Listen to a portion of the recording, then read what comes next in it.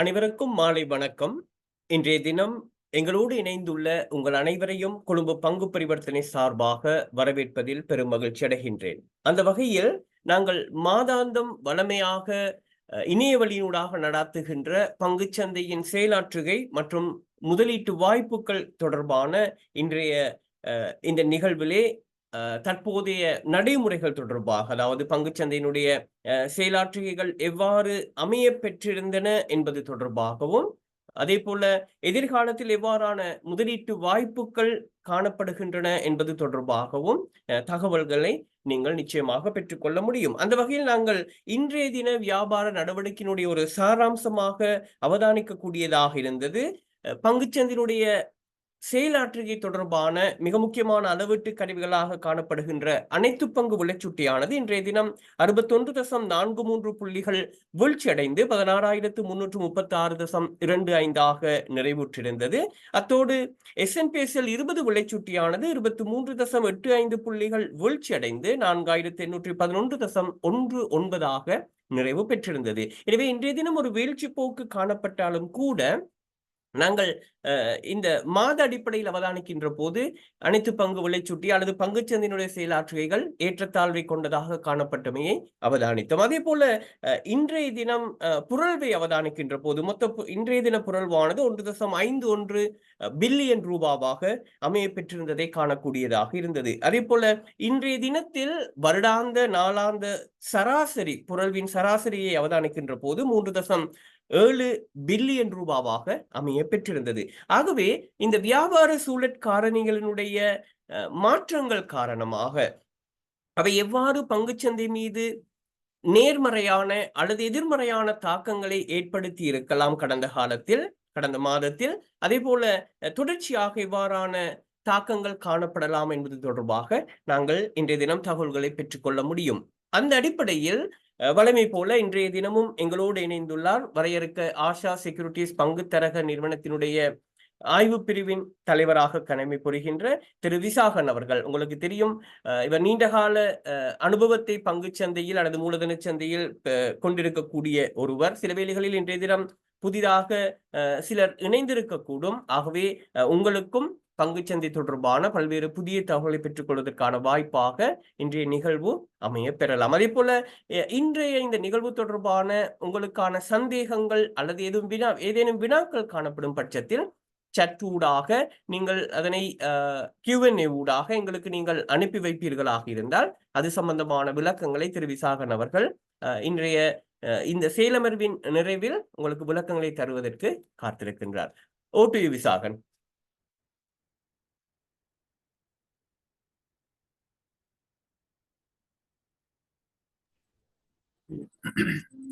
அனைவருக்கும் இனிய மாலை வணக்கங்கள். வணக்கம் போல நாங்கள் எங்களோட தலைப்புகளை நேரடியாக வரலாம். நாங்கள் இந்த இந்தியா நிகழ்ச்சியில மெயினா ஏப்ரல் மாதத்துல பங்குச்சந்தையில செயலாற்றுகையும் இப்ப நடக்குதுன்றதை பற்றி நான் பார்க்கலாம்ன்றது என்னுடைய எதிர்பார்ப்பு. அந்த முறையில நான் முதல்ல இந்த இந்தியா நாள் எடுத்துக்கொண்டோம்னா, இந்தியா நாளை பொறுத்த வரைக்கும் ஏற்கனவே சொன்ன மாதிரி 16,336 புள்ளிகள்ல இன்றைக்கு சந்தை நிறைவடைந்திருக்குது. மொத்தமாக 61 புள்ளிகள் சரிவு. டேர்ன் ஓவரை பொறுத்த வரைக்கும் 1.5 பில்லியன் ரூபாய். நேற்றையான ஒப்படைக்குள்ள நேற்றைக்கு 2.6 பில்லியனாக இருந்த டேர்ன் ஓவர் இன்றைக்கு 42% சரிவடைஞ்சிருக்குது. அப்ப இதை எங்களை பொறுத்த வரைக்கும் இது இப்ப நீங்க பாத்தீங்கன்னு சொன்னால் போன கிழமையில இந்த வெசாக் லீவு அது காரணமாக 3 நாள் தான் ட்ரேடிங் இருந்தது. அந்த டைம்ல பாத்தீங்கன்னு சொன்னால் அமெரிக்க ஜனாதிபதி ட்ரம்ப் இந்த சைனாவோடு இருந்த சில விதமான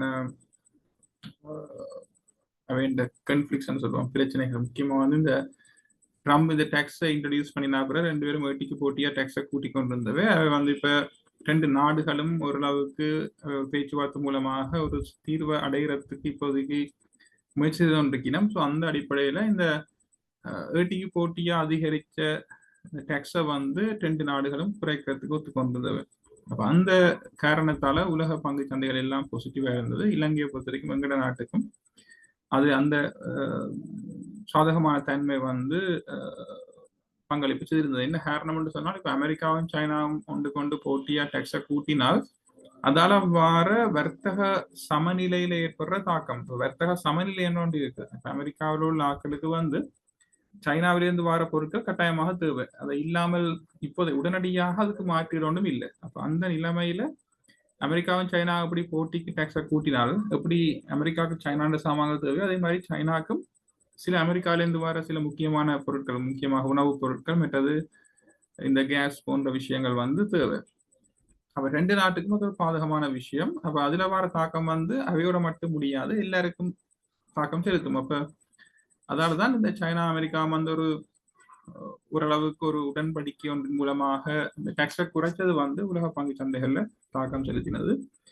அப்ப எங்கட மார்க்கெட்டை பொறுத்த வரைக்கும் போன கிழமையில வந்து அந்த 3 நாள் தான் ட்ரேடிங். அந்த 3 நாளும் மார்க்கெட் நல்ல பாசிட்டிவாக இருந்தது. டேர்ன் ஓவரும் வந்து நல்ல அதிகமாக இருந்தது. நேற்றைக்கும் மார்க்கெட் பாசிட்டிவ் தான். இன்றைக்கு 5வது நாள்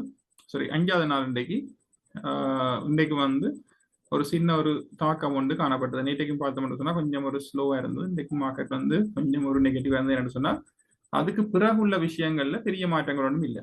அப்ப இந்த போன கிழமை நடந்த இந்த இந்தியா பாகிஸ்தான் சண்டை உண்டு, அதுவும் வந்து அமெரிக்க தலையீட்டோட ஓரளவுக்கு இப்போதைக்கு நிறுத்தப்பட்டிருக்குன்னு சொல்லிக்கலாம். அப்ப எங்களுக்கு பெரிய பிரச்சனையா இருந்தது இந்த இந்தியா பாகிஸ்தான் பிரச்சனை வந்து உண்மையா இந்த சைனா அமெரிக்கா டேக்ஸை விட பெரிய பிரச்சனையா எங்களுக்கு இருந்தது. ஏன்னா இந்த ரீஜன்ல ஒரு சண்டை ஒன்று வரைக்கலாம் இந்த பாதிப்பு வந்து கட்டாயம் இலங்கைக்கும் இருக்கும். அப்ப அதுவும் வந்து இப்போ செட்டில்மெண்ட்டுக்கு வந்தபடியால் எங்களுக்கு ரெண்டு பக்கத்தாலையும் ஒரு பாசிட்டிவ் இருந்தது. அது மார்க்கெட்டை வந்து கடந்த 4 நாட்கள் ஒரு நல்ல நிலையில வச்சிருந்தது. இதுல இருந்து இனி அடுத்த நாட்களை பொறுத்த வரைக்கும் பார்த்தோம்னு சொன்னால் ஏதாவது இன்னும் பாசிட்டிவான விஷயம். இப்ப ட்ரம்ப் வந்து போன கிழமை அனௌன்ஸ் பண்ணியிருந்தவர் இந்த அந்த 90 நாள் ஒரு ரிலீஃப் ஒன்று கொடுத்திருந்தார். அது சம்பந்தமான தீர்மானம் வந்து இன்னொரு 2-3 வீக்ஸ்ல எடுக்கன்னு சொல்லியிருந்தார். அப்படின்னு சொன்னா எங்களுக்கு இந்த மே மாதம் முடிகிறதுக்குள்ள அதுக்கான ஒரு முடிவு அல்லது ஜூன் மாதம் முதல் வாரங்கள்ல அதுக்கான ஒரு முடிவை வந்து நாங்கள் எதிர்பார்க்கலாம். அப்ப அதால அது சம்பந்தமான ஏதாவது முடிவுகள் எங்களுக்கு கிடைச்சதுன்னு சொன்னால், அல்லது வந்து வேறு ஏதாவது இலங்கைக்குள்ள ஏதாவது முதலீடுகள் அப்படியான விஷயங்கள் ஏதாவது வந்ததுன்னு சொன்னால் எங்களுக்கு வந்து மார்க்கெட்டை இன்னும் கொஞ்சம் ஒரு உற்சாகமான அல்லது ஒரு பாசிட்டிவான ட்ரெண்டுக்கு கொண்டு போறதுக்கு உதவி செய்யும். இல்லைன்னு சொன்னால் நெகட்டிவான விஷயங்கள் ஒன்றும் இன்னும் நாங்கள் அவதானிக்க இல்லை. அதால வந்து இந்த 480 புள்ளிகள் ஒரு 4 நாள்ல வளர்ச்சி அடைஞ்சபடியால் ஏற்படுற ஒரு கரெக்ஷன் அல்லது ஒரு சின்ன ஒரு ஸ்லோனஸ் என்று தான் இதை நாங்கள் பார்க்கிறோம். ரைட். மற்ற சில பேர் வந்து ஹேண்ட் ரைஸ் பண்றீங்க. உங்களுக்கு ஏதாவது கேள்விகள் இருந்தால் தயவுசெய்து டைப் பண்ணுங்க. ஏன்னா இதுல வந்து அந்த இதுல நீங்க பார்ட்டிசிபேட் பண்ற ஆட்களுக்கு வந்து கலைக்கிறது நினைக்கிறேன் ரெஸ்ட்ரிக்ட் பண்ணப்பட்டிருக்குது. அப்ப உங்களோட கேள்விகளை நீங்க டைப் பண்ணீங்கன்னு சொன்னா அதுக்கு முடிஞ்ச வரைக்கும் பதிலளிக்க பார்க்கிறேன். ரைட். அப்ப நாங்கள் ஏப்ரல்ல பார்த்தோம்னு சொன்னால் மார்ச் மாதம் ஒப்படைக்கல ஒரு 15 புள்ளிகள் தான் சரிவடைஞ்சிருக்குது. என்ன சொன்னா ஏப்ரல் கடைசியில வந்து மார்க்கெட் பாசிட்டிவாக தொடங்கிட்டது. முதல்ல வந்து ஒரு சரிவுத்தன்மை இருந்தாலும் கடைசியில பாசிட்டிவானபடியா நெட்டா பாக்கிகளை வந்து எங்களுக்கு ஏப்ரல் மாதத்துல வந்து ஒரு 15 புள்ளிகள் தான் சரிவடைஞ்சிருந்தது. அதே மாதிரி SNBSLலையும் ஒரு 91 புள்ளிகள் மட்டும்தான் சரிவை காணக்கூடியதாக இருந்தது. டேர்ன் ஓவரை பொறுத்த வரைக்கும் 48 பில்லியன் ரூபாய் டேர்ன் ஓவர் இருந்தது ஏப்ரல் மாதத்துல. மார்ச்சோட ஒப்படைக்கல அது 20% அதிகரிப்பு காணப்பட்டது. மார்ச்லையும் ஏப்ரல்லையும் பார்த்தோம்னு சொன்னா 19 நாள் தான் ட்ரேடிங் இருந்தது. அதே நேரம் ஏப்ரல் மாதத்துல ஃபாரின் இன்ஃப்ளோஸும் இருந்தது 800 மில்லியன். மார்ச்சோட ஒப்படைக்க மார்ச்ல வந்து ஃபாரின் அவுட்ஃப்ளோ 1.6 பில்லியன் கேட்கல. ஏப்ரல் மாதத்துல 800 மில்லியன் இன்ஃப்ளோ இருந்தது. அப்ப அந்த விஷயங்கள் வந்து எங்களுக்கு சாதகமான ஒரு தன்மையை வந்து ஏப்ரல்ல ஏற்படுத்தி இருந்தது. நாங்கள் இந்த கொஞ்சம் லாங்கா எடுத்து பார்த்தோம்னு சொன்னால் இந்த ஜனாதிபதி தேர்தலோட மார்க்கெட் அப்பாக தொடங்கி பிப்ரவரி மாதம் கிட்டத்தட்ட 17,200 புள்ளிகளுக்கு போயிட்டு அதுக்கு பிறகு இப்போ ஒரு கன்சாலிடேஷன் என்று சொல்லலாம். ஒரு திடீரென்று ஒரு அபரிமிதமான வளர்ச்சி ஒன்று வந்ததுன்னு சொன்னா அதுக்கு பிறகு வந்து மார்க்கெட் வந்து ஒரேடியா அப்படியே அப்பாகி கொண்டு போகாது. ஒரு சின்ன டிக்ளைனோடு வந்து நீங்க பாத்தீங்கன்னா இதுல தெரியும் இந்த கிராஃப்ல எவ்வளவு தூரம் 10,500ல இருந்து 17,200 பாயிண்ட்ஸுக்கு மார்க்கெட் அப் ஆகிட்டு அதுக்கு பிறகு பார்த்தோம்னு சொன்னால்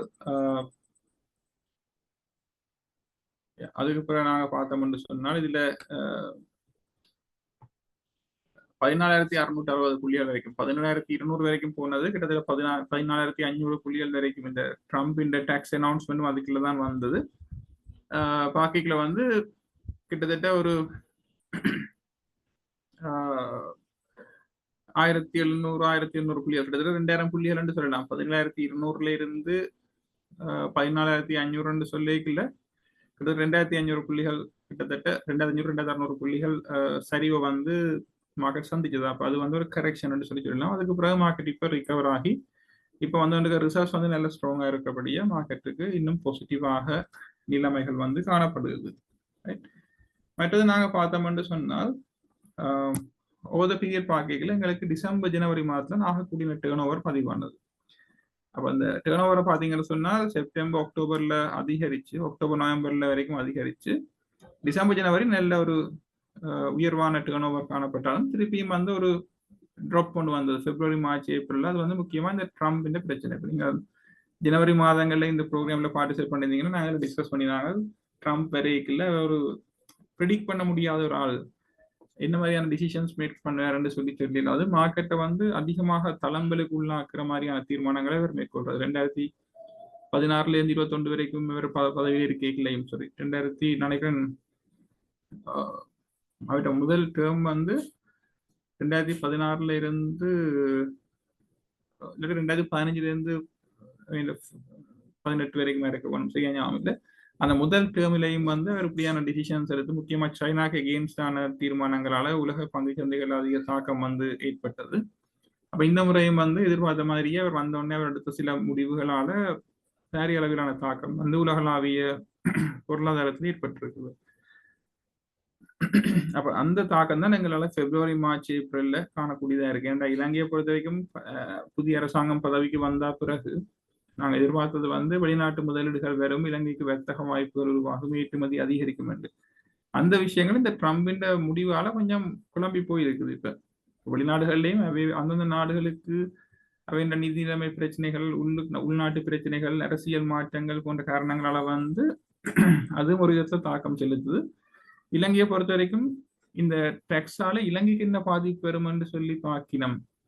அப்ப முதலீடு செய்யற ஆக்கள் அவை முதலீட்டுக்கான ரிட்டர்னை தான் எப்பவும் பார்ப்பினோம். அப்ப இலங்கை வந்து இப்ப என்ன விதமான சிக்கல் எதிர்நோக்கி இருக்குது, இது எப்படி இதை சமாளிக்கும் என்ற விஷயங்கள் தெளிவா இருந்தால் தான் இலங்கைக்குள்ள பெரிய அளவிலான முதலீடுகள் வரும். அப்படி ஒரு பிரச்சனை ஒன்றும் இருக்குது. இப்ப அது வந்து எங்களோட உள்நாட்டு பிரச்சனை இல்லை, வெளிநாட்டில் ஏற்படுற பிரச்சனைகளால எங்களுக்கு ஏற்படுற தாக்கம், அந்த மாதிரியான ஒரு சிக்கலும் வந்து காணப்படுது. அப்போ ஒரு அன்சர்டனான சிச்சுவேஷன் வந்து உருவாகி இருக்குன்றதான் நான் பார்க்கிறேன். அப்ப அது வந்து நாங்க பார்த்தோம்னு சொன்னா இன்னொரு எப்படியும் ஒரு 2-3 மந்த்ஸுக்கு இந்த ஒரு நிச்சயம் இல்லாத தன்மை வந்து அட்லீஸ்ட் இன்னொரு 2-3 மந்த்ஸுக்கு தொடரும் என்று எதிர்பார்க்கிறோம். ஏனென்றால் இந்த டேக்ஸ் பிரச்சனை வந்து அவ்வளவு இலகுவாக தீர்க்கப்படக்கூடிய ஒரு விஷயம் இல்லை. அப்ப இப்ப ட்ரம்ப் வந்து இப்போ ஒரு தீர்மானம் எடுத்து அறிவிச்சாலும் அது வந்து இப்ப உலகளாவிய ரீதியில் உள்ள அனலிஸ்ட் ஆய்வாளர்கள் கருத்துக்களின் படிக்கு எப்படியும் டேக்ஸ் பூச்சியமாக போற இல்லை, ஏதோ விதமான டேக்ஸ் வந்து வேறத்தான் போகுது. அட்லீஸ்ட் 10 வீதம் அல்லது ஒரு குறைஞ்ச அளவிலான ஒரு டேக்ஸ், 44 விதமாக நிச்சயமா இருக்காது, ஆனால் ஒரு குறைஞ்ச அளவிலான டேக்ஸ் வந்து வரும். அப்ப அந்த டேக்ஸ் வந்து முதல் இருந்த நிலைமையோட ஒப்படைக்கல, அதாவது போன வருஷம் இருந்த நிலைமையோட ஒப்படைக்கல ஒரு அடிஷனல் காஸ்ட். இப்போ முக்கியமா வந்து ட்ரம்ப் அமெரிக்கால டேக்ஸ் விதிச்சா, வரியை விதிச்சா, அமெரிக்கால கன்சியூம் பண்ற ஆட்களுக்கு வந்து போன வருஷம் கன்சியூம் பண்ணின அளவான சாமான்களை இந்த வருஷம் கன்சியூம் பண்ண இல்லாம போகுமேன்னு அதுக்கான விலை கூட போகுது. அது மாதிரி ஏற்றுமதி செய்கிற கம்பெனிகளுக்கும் பிரச்சனை என்னன்னு சொன்னால், ஏற்றுமதி செய்கிற கம்பெனிகளுக்கும் அவங்க வந்து டேக்ஸை ஷேர் பண்ண சொல்லி கேட்குறாங்கன்னு சொன்னால், இப்போ வந்து உதாரணம் வச்சுக்கோன்னா இப்போ 10 வீதம் டேக்ஸ் இருக்குது. இப்போ இலங்கையிலேருந்து அமெரிக்காவுக்கு ஏற்றுமதி செய்கிற பொருட்களுக்கு 10 வீதம் வரி விதிக்கணும். அப்போ அமெரிக்காவில் அதை வாங்குற கம்பெனி என்ன சொல்லுதுன்னு சொன்னால், 5 வீதம் டேக்ஸை நாங்கள் இருக்கிறோம், 5 வீதம் டேக்ஸை நீங்க ஏற்றுக்கொள்ளுங்க ஏற்றுமதி செய்கிற ஆக்கள். அப்போ நாங்கள் ஸ்ரீலங்கன் கம்பெனி 5 வீதம் டேக்ஸை ஏற்றுக்கொள்ளணும், அமெரிக்காவில் அதை வாங்கி அமெரிக்காவில் விற்கிற கம்பெனி 5 வீதத்தை தாங்களே ஏற்றுக்கொள்ளணும். அப்போ அமெரிக்காவில் மக்களுக்கு அந்த விலையில அதிகரிப்பு வராது, இல்லை சிறிய ஒரு மாற்றம் தான் ஏற்படும். அப்போ அவங்க ட்ரை பண்றது என்னன்னு சொன்னால் சேல்ஸை பாதிக்காம மெயின்டைன் பண்றதுக்கு. இலங்கையில் உள்ள கம்பெனியை பொறுத்த வரைக்கும் ஏற்கனவே இலங்கையில உள்நாட்டு கணக்கு பிரச்சனை எல்லாரும் காரணமாக அவைக்கு இந்த பெரிய ப்ராஃபிட் மார்ஜின் இல்லை. அதுல வந்து எக்ஸ்ட்ரா 5% டேக்ஸையும் சுமக்க வழி கிடைக்கல, கொஞ்சம் அவைக்கு அதை தாங்க முடியாத நிலைமைக்கு போயினோம். அப்போ போட்டியும் ஒரு பிரச்சனையா இருக்கு, வெளிநாடுகள்ல இருந்து வர போட்டிகள் போன்ற விஷயங்கள் வந்து இப்போதைக்கு ஒரு அந்த நிச்சயம் இல்லாத தன்மையை வந்து உருவாக்குது. அதான் இப்ப எங்களை பொறுத்த வரைக்கும் அவதானிக்கக்கூடியதா இருக்கிற ஒரு விஷயம். டெக்னிக்கலா பொறுத்த வரைக்கும் நான் இந்த கிராஃப் அப்டேட் பண்ணல, இந்த பழைய கிராஃப் அப்படியே வச்சிருக்கிறேன். ஏன்னா நாங்கள் வந்து இந்த மார்க்கெட் டேர்ன் ஆகிக்கல கீர்ன இந்த டிராயிங் வந்து இப்போ அப்ளிகபிள். இது வந்து நான் நினைக்கிறேன் பிப்ரவரி மாதம் அல்லது ஜனவரி மாத கடைசியில ட்ரோ பண்ணி நடக்கும் அந்த செஷன்ல பாவிக்க அதே கிராஃப் தான் இது. இதுல பாத்தீங்கன்னு சொன்னா அந்த 17,200 பாயிண்ட்ஸுக்கு போயிட்டு மார்க்கெட் கீழே டேர்ன் பண்ணிக்கல. இது ஃபர்ஸ்ட் டைம் கீழே வரைக்கல ட்ரோ பண்ணினது. அப்ப பார்த்தோம்னு சொன்னா இந்த 15,000 பாயிண்ட்ஸை தாண்டி 14,600 தாண்டியும் மார்க்கெட் கீழே வந்துட்டு தான் இப்ப ரிகவர் ஆகிற ஒரு தன்மையை வந்து எங்களால காணக்கூடியதாக இருக்குது. அப்ப இதுல நீங்க பார்க்கலாம் 15,000 பாயிண்ட்ஸை தாண்டி 14,670 பாயிண்ட்ஸ் வரைக்கும் கிட்டத்தட்ட அதையும் தாண்டி கீழே வந்தது உண்மையா. அப்ப இதுல பார்த்தா தெரியும் லோவஸ்ட் பாயிண்ட் வந்து 14,660 வரைக்கும் வந்திருக்குது. அப்ப டெக்னிக்கலா பாத்தீங்கன்னு சொன்னால் 14,638 தான் அந்த லோவர் சப்போர்ட். அப்ப அந்த லோவர் சப்போர்ட்டை பிரேக் பண்ண இல்லை. ஃபிபனோச்சி 61.82 சொல்ற அந்த மட்டத்துக்கு வேற இல்லை, அதுக்கு மேலே மார்க்கெட் டேர்ன் ஆகிடுது. பட் இவ்வளவு தூரம் கீழே வந்துருக்குது, 17,200க்கு போனது கீழே வந்துருக்குது. அப்ப இப்ப வந்து ஒரு ரிகவரி ஒன்று நடக்குது. அந்த ரிகவரியும் பார்த்தோம்னு சொன்னால் இப்போதைக்கு எங்களுக்கு 16,300க்கும் 16,600க்கும் இடையில ஒரு லெவலுக்குள்ள இப்ப மார்க்கெட் இருக்குது. அப்ப இன்றைக்கு கொஞ்சம் நெகட்டிவா இருந்தபடியால் இது வந்து நாளைக்கு பார்க்கணும் என்ன மாதிரி இந்த ரேஞ்சை தாண்டி கீழே வருதுதா இல்லை இதுக்குள்ளேயே நிக்குமான்னு சொல்லி. ஆக்சுவலா இந்த ரேஞ்சை தாண்டி கீழே வந்ததுன்னு சொன்னால் திருப்பியும் வந்து எங்களுக்கு ஒரு அந்த 15,800 பாயிண்ட்ஸ் அந்த மட்டத்துக்கு தான் அடுத்த சப்போர்ட் டெக்னிக்கலி வந்து வரும் என்று சொன்னால். இப்ப இதுல பாத்தீங்கன்னா இந்த 15,733 ஒரு சப்போர்ட் ஒன்று இருக்கு. அப்ப இந்த 15,800 வச்சுக்கொள்ளலாம். அப்ப இந்த 15,800க்கும் ஒரு 16,200 அல்லது 16,000.2 அந்த ரேஞ்சுக்குள்ள ஒரு கன்சாலிடேஷன் சொல்லி சொல்றோம். அப்ப அந்த மாதிரியான சிச்சுவேஷன் தான் இப்போதைக்கு எங்களால பார்க்கக்கூடிய மாதிரி இருக்குது. ஸ்ட்ராங் பிரேக் அவுட்னு சொல்லி அந்த ரெசிஸ்டன்ஸ் தாண்டி ஒரு 16,500 அல்லது 17,000 பாயிண்ட்ஸை நோக்கி போறான்னு சொன்னால் எங்களுக்கு ஒரு ஸ்ட்ராங்கான பாசிட்டிவ் நியூஸ் வேணும். அப்படியான விஷயம் இன்னும் அவதானிக்கக்கூடிய மாதிரி இல்லை. ரைட். மற்றது ஏப்ரல் மாதம் பொறுத்த வரைக்கும் ஹையஸ்ட் டர்ன் ஓவர் வந்தது ஜான் கீல்ஸில் ஒரு 5.5 பில்லியன்,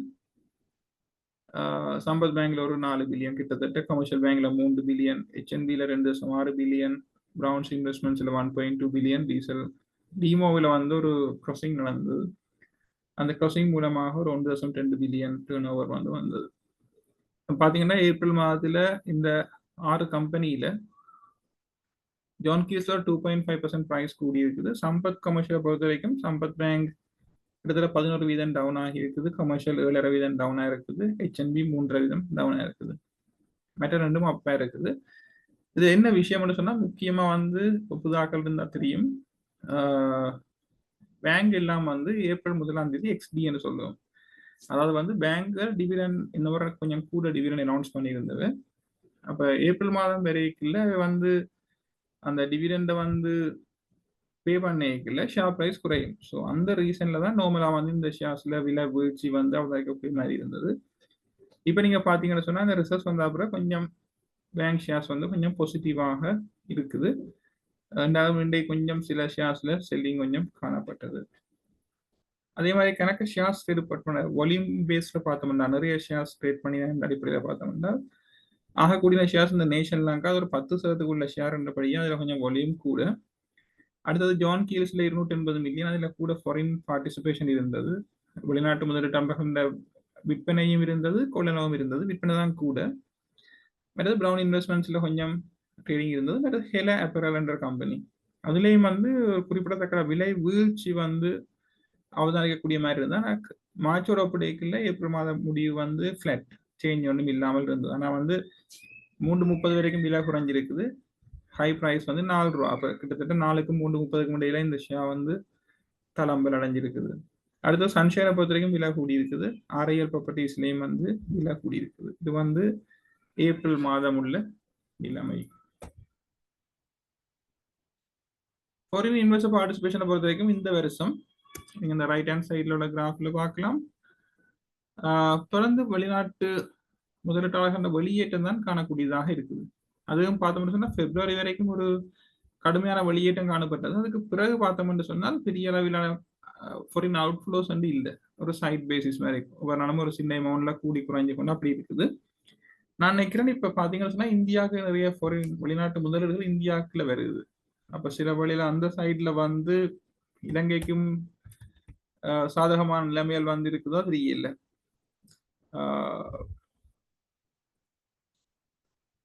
ரைட். அப்ப அந்த அந்த ஒரு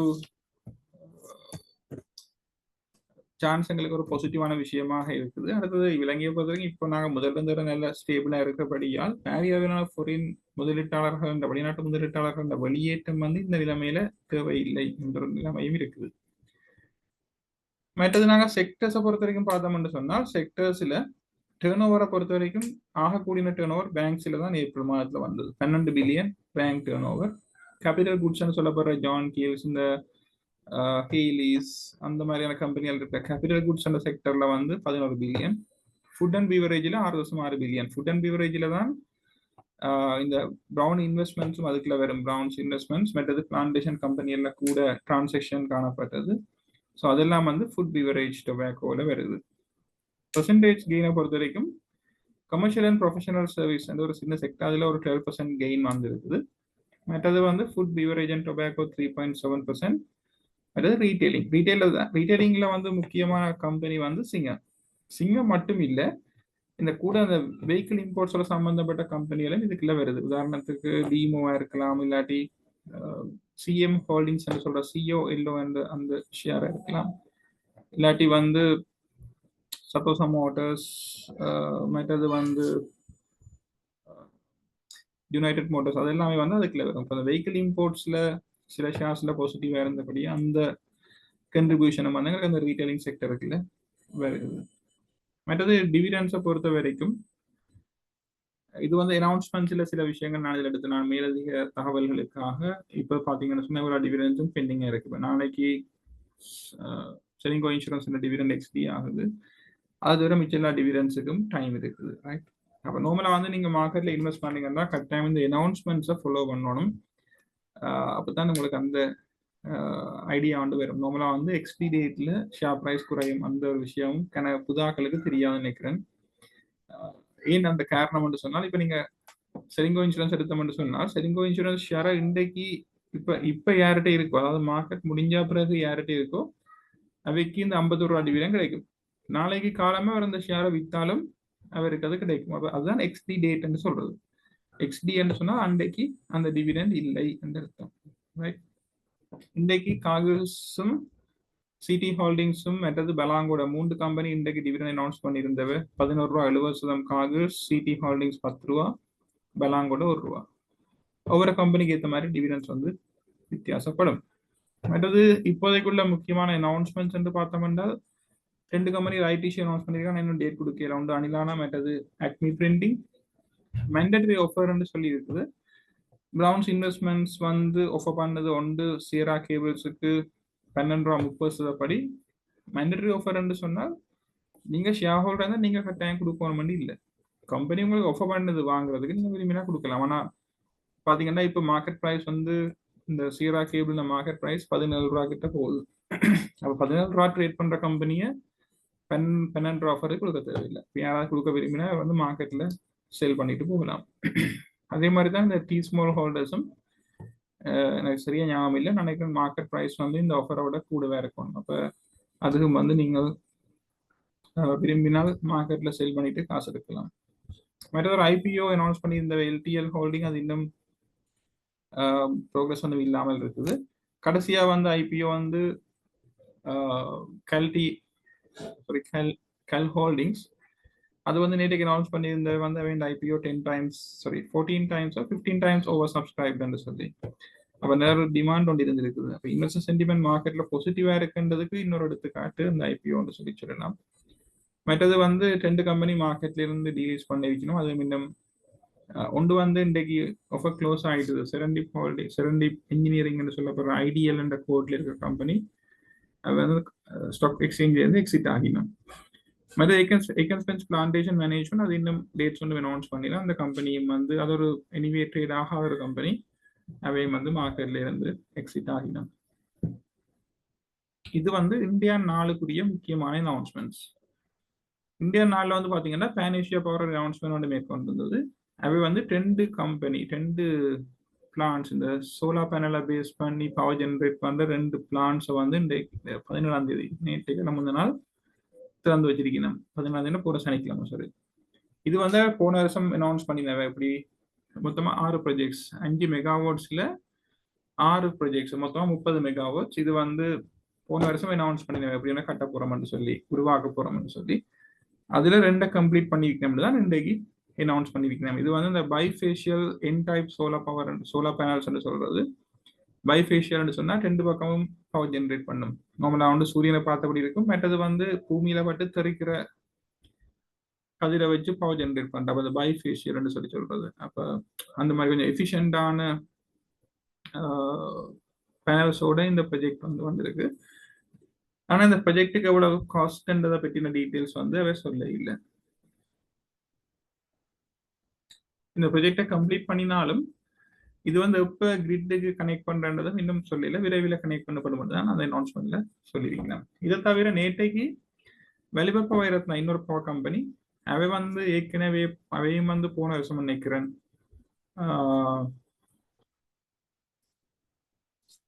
போன வருஷம் நினைக்கிறேன். அதாவது இந்த வருஷம் வெளியே தெரியல சரி ஞாபகம் இல்லை. அவையும் வந்து இப்படி ஒரு ப்ராஜெக்ட் உண்டு 10 மெகாவாட் கிரவுண்ட் மவுண்டட் நிலத்தில் கூட்டுற ஒரு சோலார் ப்ராஜெக்ட் வந்து ஸ்டார்ட் பண்ண போறோம்னு சொல்லி டோல்ஹின் எஸ்டேட் என்ற இடத்துல ஸ்டார்ட் பண்ண போறோம்னு அனௌன்ஸ் பண்ணியிருந்தவன்.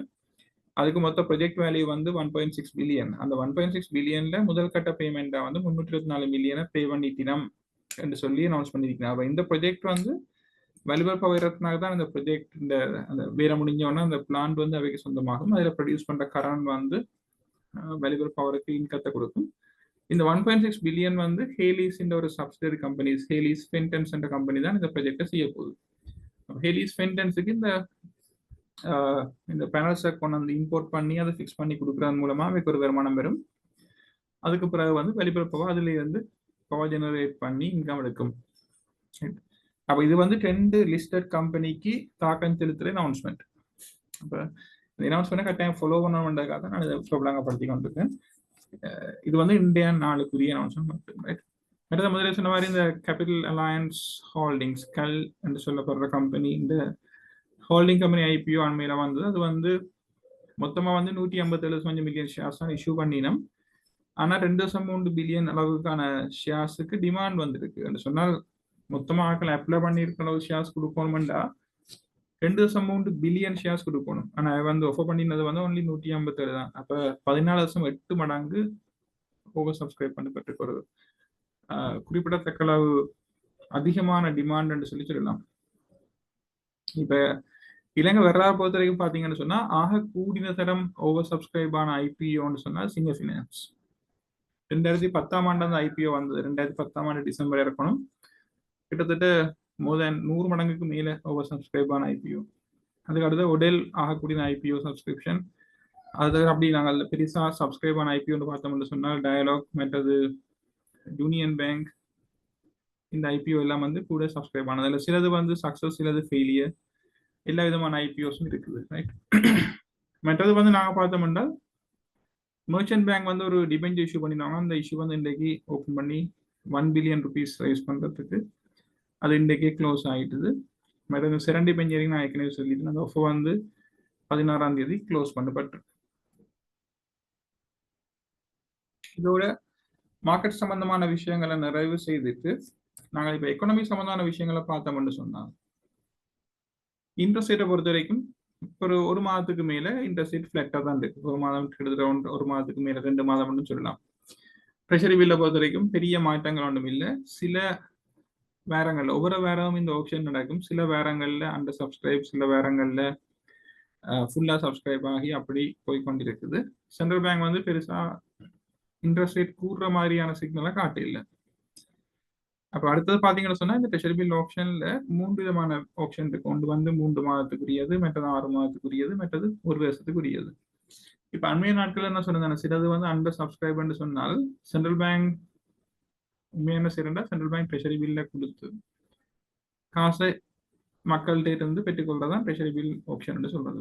ஒவ்வொரு அரசாங்க நிறுவனங்களுக்கும் காசு தேவைப்படைக்கல அந்த நிறுவனங்கள் வந்து சென்ட்ரல் பேங்க் ஊடாக கடன் பத்திரங்களை விநியோகித்து தங்களுக்கு தேவையான நிதியை திரட்டிக் கொள்ளும். அப்ப குறுகிய காலமாயும் இருக்கலாம், நீண்ட காலமாயும் இருக்கலாம். குறுகிய 3 months, நீண்ட காலம் இதுல சொல்றது வந்து 1 year. அப்ப அண்மையில பாத்தீங்கன்னு சொன்னா இந்த 1 year ட்ரெஷரி பில்ஸ் எல்லாம் ஃபுல்லா சப்ஸ்கிரைப் ஆகுது. ஆனா அந்த 3 months தான் கொஞ்சம் சப்ஸ்கிரைப் ஆகாம போகுது. அதுக்கு நான் ரீசன் வந்து ஆக்கள் வந்து 1 yearல ஓரளவு நீண்ட காலத்துல இன்ட்ரெஸ்ட் ரேட் பெருசா குறையாதுன்னு எதிர்பார்க்கலாம். ஆனா ஷார்ட் டேர்ம்ல கொஞ்சம் கூடலாம்னு எதிர்பார்ப்புகள் இருக்கலாம். அல்லது இப்ப வந்து இந்த கூடின காலத்தில தான் நம்ம இன்வெஸ்ட் பண்ண விரும்புகிறோம். ஏன்னா அந்த இன்ட்ரெஸ்ட் ரேட் வந்து இன்னும் குறையும் என்ற எதிர்பார்ப்புல முடிஞ்ச வரைக்கும் அதில் எடுக்கிறதுக்கு ட்ரை பண்ணினோம்னு சொல்லியும் எதிர்பார்க்கலாம். அப்போ வட்டவர் ஒரு மீடியம் டேர்ம் இப்போ நாங்கள் ஜென்ரலாக பார்த்தோம்னு சொன்னால் ஒரு 1 year மாதிரி கால பகுதியில் பெரிய இன்ட்ரெஸ்ட் ரேட்ஸில் புஷ் ஒன்றும் இல்லை. அது இன்ட்ரெஸ்ட் ரேட் பெரிய அளவில் அதிகரிக்கும் என்ற மாதிரியான சிக்னல் ஒன்றும் இல்லை. அது வந்து மார்க்கெட்டுக்கும் நாட்டின் பொருளாதாரத்துக்கும் ஒரு நல்ல சிக்னல். செகண்டரி மார்க்கெட்டை பொறுத்த வரைக்கும் பார்த்தீங்கன்னு சொன்னால் இந்த ஆஷ் கலர்ல கீழே காட்டியிருக்கதான் இப்போத்தே எங்களோட இந்த 15ஆம் தேதி ஆவரேஜ் பண்ணப்பட்ட செகண்டரி மார்க்கெட் இன்ட்ரெஸ்ட் ரேட்ஸ் பார்த்தீங்கன்னா 3 months வந்து கிட்டத்தட்ட 7.6% இருக்குது. லாங் டேர்ம் 10 year bonds வந்து கிட்டத்தட்ட 11.5% இருக்குது. அப்போ 3 monthsக்கு 10 years பார்க்கல பெரிய ஒரு வித்தியாசம் இல்லை. இப்போ 10 year கவர்மெண்ட் செக்யூரிட்டிஸ் வந்து 11.5%. யாராவது அதில் இன்வெஸ்ட் பண்ணிக்கணும்னா அவை அப்படியே வித்ஹோல்டிங் டேக்ஸ் 10% கழிவிடும். இப்போ நீங்கள் வந்து இந்த வித்ஹோல்டிங் டேக்ஸை பற்றி கதைத்தா இன்றைக்கு நியூஸ் வந்து இருக்குது. இனிமேல் யாராவது இப்போ இமீடியட்டாக இல்லை, இன்னும் டேட் சொல்ல இல்லை, யாராவது பேங்க்ல ஒரு அக்கௌண்ட் இருக்கிறாண்டா, சேவிங்ஸ் அக்கௌண்ட் இருக்கலாம், கரண்ட் அக்கௌண்ட் இருக்கலாம், இந்த இதாயும் இருக்கலாம், கட்டாயம் டின் நம்பர் இருக்கணும். டின் நம்பர் இல்லாமல் ஓப்பன் பண்ணிடலாம். அதுக்காக நாளைக்கு இல்லையாண்டு இல்லை, நாளைக்கு போனீங்கன்னா டின் நம்பர் இல்லாமலும் ஓப்பன் பண்ணலாம். ஏன்னா அரசாங்கம் வந்து எதிர்காலத்தில் அப்படி ஒரு கட்டாயமான ஒரு சட்டத்தை கொண்டு இருக்கிறான். என்ன சொன்னால் இந்த நாட்டில் நேரடி வரி வருமானங்களை அதிகரிக்கிறதுக்காக. அப்போ இந்த ட்ரெஷரி பில்ஸ்ல இன்வெஸ்ட் பண்ற ஆக்களுக்கு இந்த டேக்ஸ் வந்து அப்ளிகபிள். அப்போ உங்களுக்கு வந்து ஒரு 12% உங்களுக்கு கிடைக்குதுன்னு சொன்னால் அதில் வந்து அப்படியே 10% கழிவட்டும். அப்போ 11% தான் எஃபெக்டிவாக கிடைக்கும். அது நீங்கள் டேக்ஸ் பேயராக இருந்தீங்கன்னு சொன்னால் உங்களுக்கு சில இன்னும் கூட அமௌண்ட் வந்து பே பண்ண வேண்டி வரும். ஓகே, அப்போ 11%ல இருக்க டேக்ஸும் பே பண்ண ஆக ரெடியாக தான் 11%ல வாங்குகிறோம்னு சொன்னால் ஜென்ரல் எக்ஸ்பெக்டேஷன் வந்து இன்ட்ரெஸ்ட் ரேட் குறைய வேணும்ன்றது தான். இல்லைன்னு சொன்னால் டைம் இன்ட்ரெஸ்ட் ரேட் கூடி இருக்க வேணும். ஓகே, கரன்சியை பொறுத்த வரைக்கும் இந்த ட்ரம்பின் பிரச்சனையோட ஒரு தளம்பல் ஒன்று வந்திருக்குது. உலகளாவிய ரீதியில இந்த பிரச்சனை இருக்குது. முக்கியமாக வந்து இந்த கரன்சி ட்ரேட் பண்றார்கள் அவதானிச்சு நினைக்கிறேன். டாலருக்கு எகெயின்ஸ்டா யூரோ வந்து ஸ்ட்ராங்கா இருக்குது. அது இந்த டேக்ஸ் பிரச்சனைகளோட அது வந்தது. இப்போ கோல்டு இந்த ப்ரைஸும் நல்லா தளம்பல் அடைஞ்சிருந்தது அண்மை காலங்களில். அப்போ இலங்கை நாணயம் முதல்ல கொஞ்சம் உறுதியாக இருந்தாலும் இப்போ வந்து ஒரு சாதுவான ஒரு டிப்ரிசியேஷன் வந்து இருக்குது. நீங்க பாத்தீங்கன்னா கிராஃப்ல பார்க்க தெரியும். யூரோ இலங்கை நாணயத்துக்கு எதிராக வந்து யூரோண்ட பெறுமதியும் பவுண்ட்ஸ் பெறுமதியும் நல்லா கூடி இருக்குது. டாலர் வந்து ஒரு சாதுவான அதிகரிப்பு வந்து காணக்கூடியதாக இருக்கு. அப்போ டாலர்ன்ற அதிகரிப்போட ஒப்படைக்கல யூரோவும் பவுண்ட்ஸும் வந்து நல்லா கூடி இருக்குது. அது என்னன்னு சொன்னா அந்த கரன்சிக்கு எகெயின்ஸ்டா டாலர் வந்து கொஞ்சம் டிப்ரிஷியேட் பண்ணியிருக்குன்னு சொல்லலாம். இப்போ இலங்கையை பொறுத்த வரைக்கும் நாங்கள் வந்து எங்களோட கரன்சி டாலரோட பெக் பண்ணி நின்ற மாதிரி இருக்குது. அப்போ மற்ற நாணயங்கள் வந்து டாலருக்கு எகெயின்ஸ்டா அதிகரிக்கல, எங்களோட நாணயம் வந்து அதுக்கு ஏற்ற மாதிரி அட்ஜஸ்ட் பண்ணப்படும் என்று சொன்னால் டாலருக்கு எதிராக வந்து யூரோ ஸ்ட்ராங் ஆயிடுச்சுன்னு சொன்னால் இலங்கை நாணயத்துக்கு எதிராகவும் அது ஸ்ட்ராங் ஆகும். அந்த மாதிரி ஒரு பிரச்சனையால தான் நவேண்ட பெறுமதி வந்து கூடி இருக்குது. இலங்கை நாணயம் வந்து இந்த ஒரு அன்சர்டனியால சாதுவான ஒரு தளம்பலுக்கு உள்ளாகி இருக்குது. மற்றது வந்து அவரேஜ் பிரைம் லெண்டிங் ரேட் என்று சொல்றது தான் வங்கிகள் கடன் வழங்குற சராசரி வீதம். ஒரு லோன் எடுக்க போறீங்கன்னு சொன்னா இதை பேஸ் பண்ணி தான் இந்த லோன் அமையும் சாதாரணமாக. அது வந்து இப்ப போன கிழமை ஒரு சாதுவான ஒரு வளர்ச்சி ஒன்றை காட்டி இருக்குது. மற்றபடி ஓவராலா பார்த்தோம்னு சொன்னால் அவரேஜா ஒரு 8.5 வீதத்துல இப்போ ஒரு 2 monthsக்கு மேல 2-3 months மெயின்டைன் ஆகுது. அப்ப அதுவும் வந்து ஒரு ஹெல்த்தியான சிக்னல் என்று சொல்லலாம்.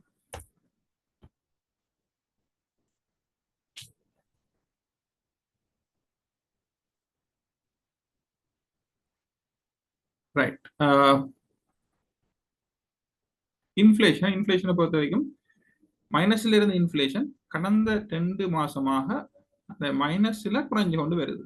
உதாரணத்துக்கு சொல்லணும்னு சொன்னா மார்ச் மாத இன்ஃப்ளேஷன் பிப்ரவரி மாதம் வந்து -4.2 இருந்த Colombo consumer price index March மாதம் -2.6க்கு வந்திருக்கு.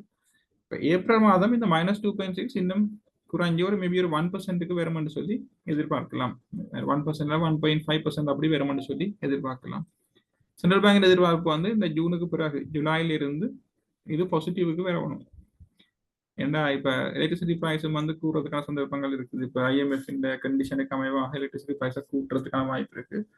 எலக்ட்ரிசிட்டி பிரைஸ் கூடிச்சுன்னு சொன்னா அது நார்மலா இன்ஃபிளேஷன் வந்து ஈஸியா மைனஸ்ல இருந்து பாசிட்டிவ் கொண்டு வந்துடும். நார்மலா ஒரு நாட்டுல இன்ஃபிளேஷன் பாசிட்டிவா இருக்கிறது முக்கியம். அதுக்காக எக்கச்சக்கமா இருக்கக்கூடாது.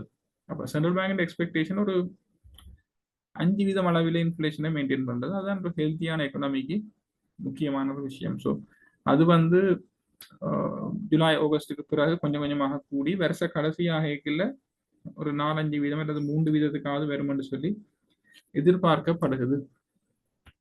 நெக்ஸ்ட் இயர்ல இருந்து அது நார்மல் ஆகும் சொல்லி எதிர்பார்க்கலாம்.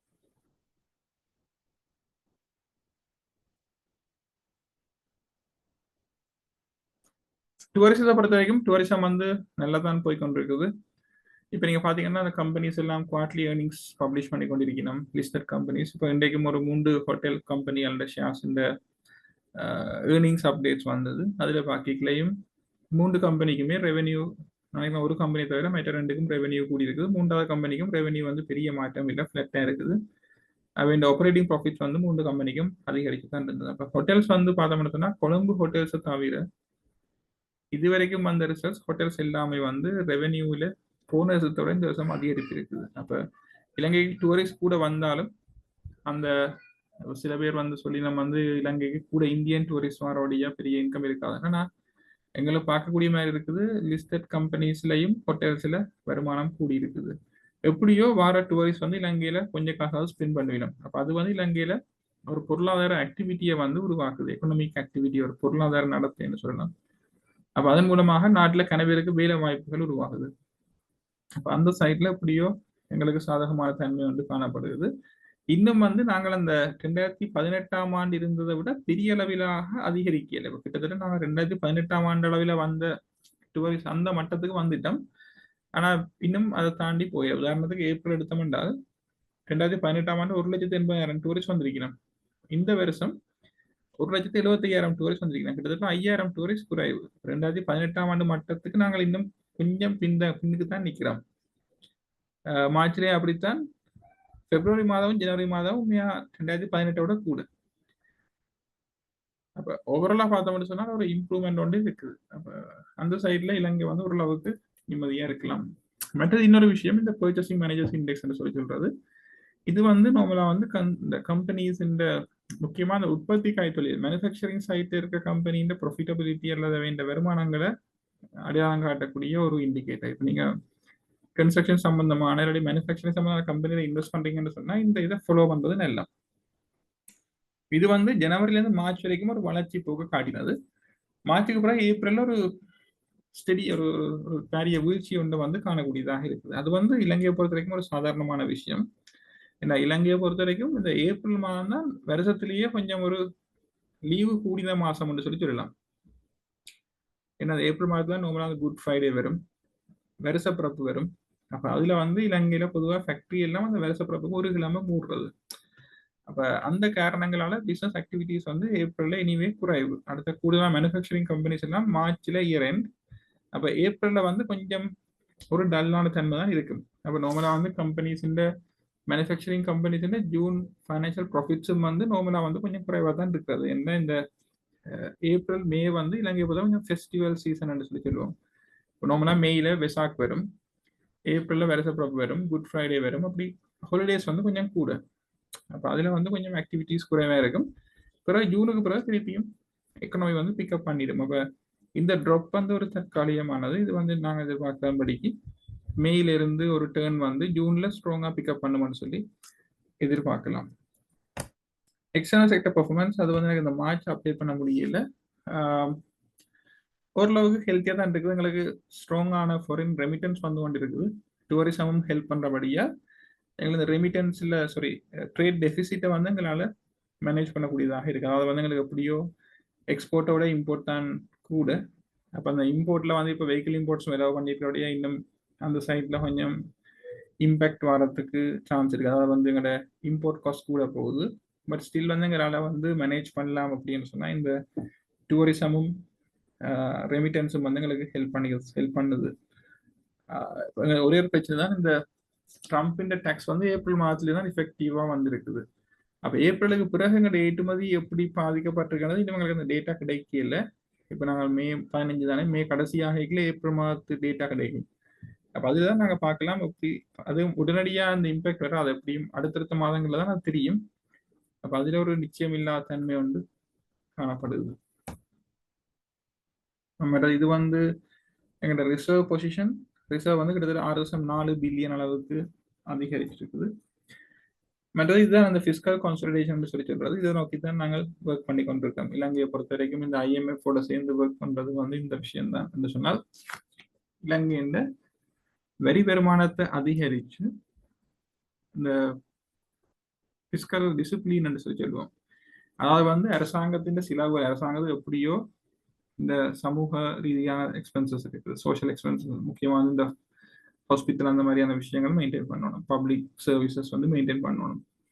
அதாவது வந்து சோஷியல் சேஃப்டி நெட்னு சொல்லி சொல்றது, இந்த வெல்ஃபேர் அந்த மாதிரியான ஸ்பெண்டிங்ஸ் வந்து இப்படியோ இருக்குது. அடுத்து கவர்மெண்ட் சர்வீஸ் பே பண்ணணும். அப்போ அதை வந்து மீட் பண்றதுக்கு ஒரு குறிப்பிடத்தக்க இன்கம் அப்படியும் இருக்க வேணும்.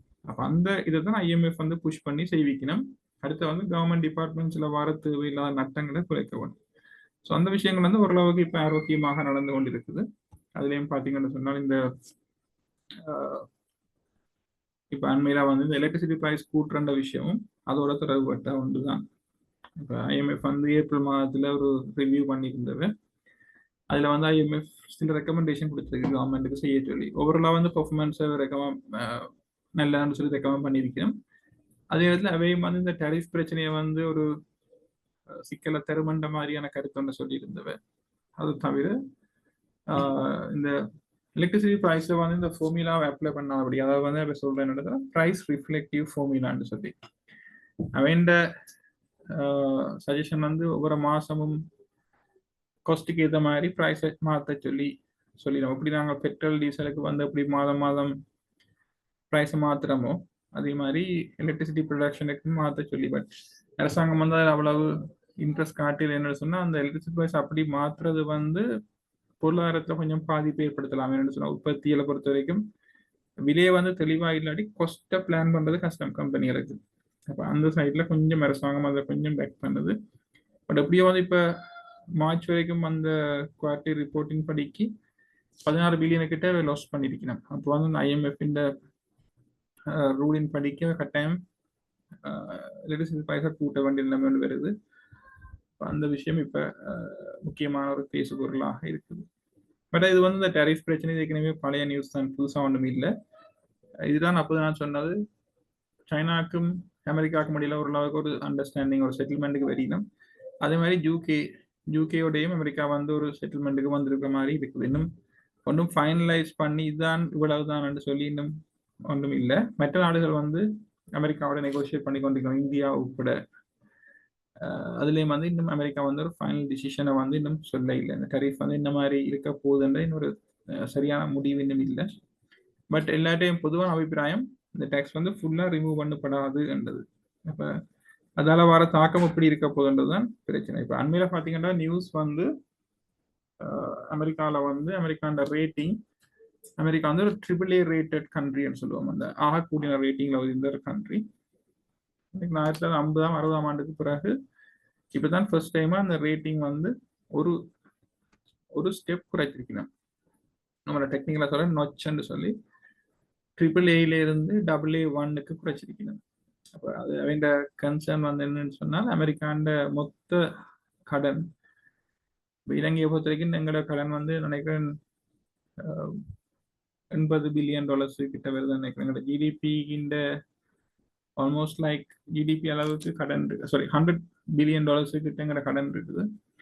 அமெரிக்கா பொறுத்த வரைக்கும் $36 ட்ரில்லியன் கடன் இருக்குது.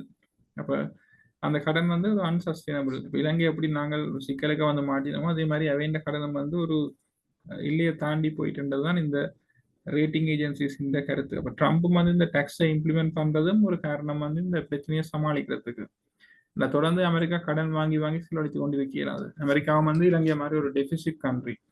அவைண்ட மொத்த எக்ஸ்போர்ட்ஸ் வந்து அவன் இம்போர்ட்ஸை விட குறைவு, இம்போர்ட்ஸ் தான் கூட. அப்போ தொடர்ந்து ட்ரேட் டெபிசிட்டாக தான் அந்த கண்ட்ரி இருக்குது, அதனால இவ்வளோ கடன் வந்து சேர்ந்து இருக்குது. அப்போ அவை அதை சமாளிக்கிறதுக்கான முயற்சியில தான் இந்த ட்ரம்பின் டேக்ஸும் வந்து அதுக்கு இல்லை வருது.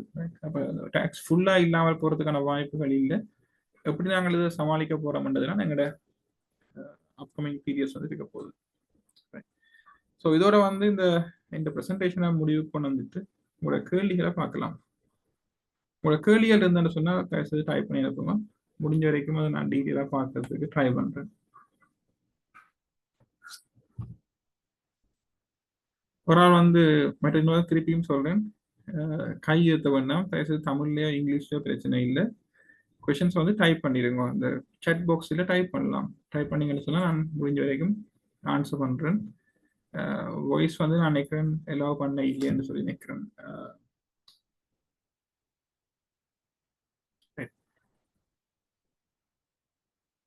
முதலாவது வந்து கரண்ட் மார்க்கெட் டெக்னிக்கலை பற்றி கேட்டீங்க, அதை பற்றி நான் ஏற்கனவே கதைச்சிட்டேன் அதை பற்றி. அப்போ அடுத்த விஷயம் வந்து சொல்லி பார்த்தோம்னா foreign buy high today any idea இல்லை, அதை இன்றைக்கு வந்து ஃபாரின் பர்ச்சேஸ் கூடான்னு சொல்லி சொல்கிறீங்க. அதுமே அவ்வளோ பெரிய கூடான்னு சொல்லி ஒன்றும் இல்லை. எனக்கு 167 மில்லியனாக இருக்கும் இன்றைக்கு ஃபாரின் பர்ச்சேஸ், 170 மில்லியன் நினைக்கிறேன். இன்றைக்கு முக்கியமாக ஃபாரின் பையிங் சைடில் பார்த்தோம்னு சொன்னால் கமர்ஷியல் பேங்க் நேற்றைக்கும் ஃபாரின் பேங்க் இருந்தால் இன்றைக்கு இருக்கு 71 மில்லியன் இன்றைக்கு. மற்ற லேண்ட் புவரியில் ஃபாரின் பேங்க் இருக்குது, நேஷன்ஸ் ட்ரஸ்ட் பேங்கில் ஃபாரின் பையிங், டோக்கியோ சிமெண்ட்ல ஃபாரின் பையிங், அப்படி சில கம்பெனிகளில் ஃபாரின் பையிங் இருக்கு. நார்மலாக வந்து பார்த்துருக்கேன் மார்க்கெட் டவுன் ஆகிறனால ஃபாரின் பையிங் வருது. இலங்கை ஆக்கள் செல் பண்ணினா ஃபாரினர்ஸ் பையிங் அப்படி சும்மா ஜோக்குக்காக சொல்றது. நார்மலாக வந்து நம்ம இதில் சொன்ன மாதிரி இலங்கையை பொறுத்தவரைக்கும் இப்போத்த நிலைமையில ஃபாரின் அவுட் ஃப்ளோஸ் அவ்வளவு தேவையில்லை. அது ஒரு சாதகமான விஷயமாக நாங்கள் பார்க்கலாம்.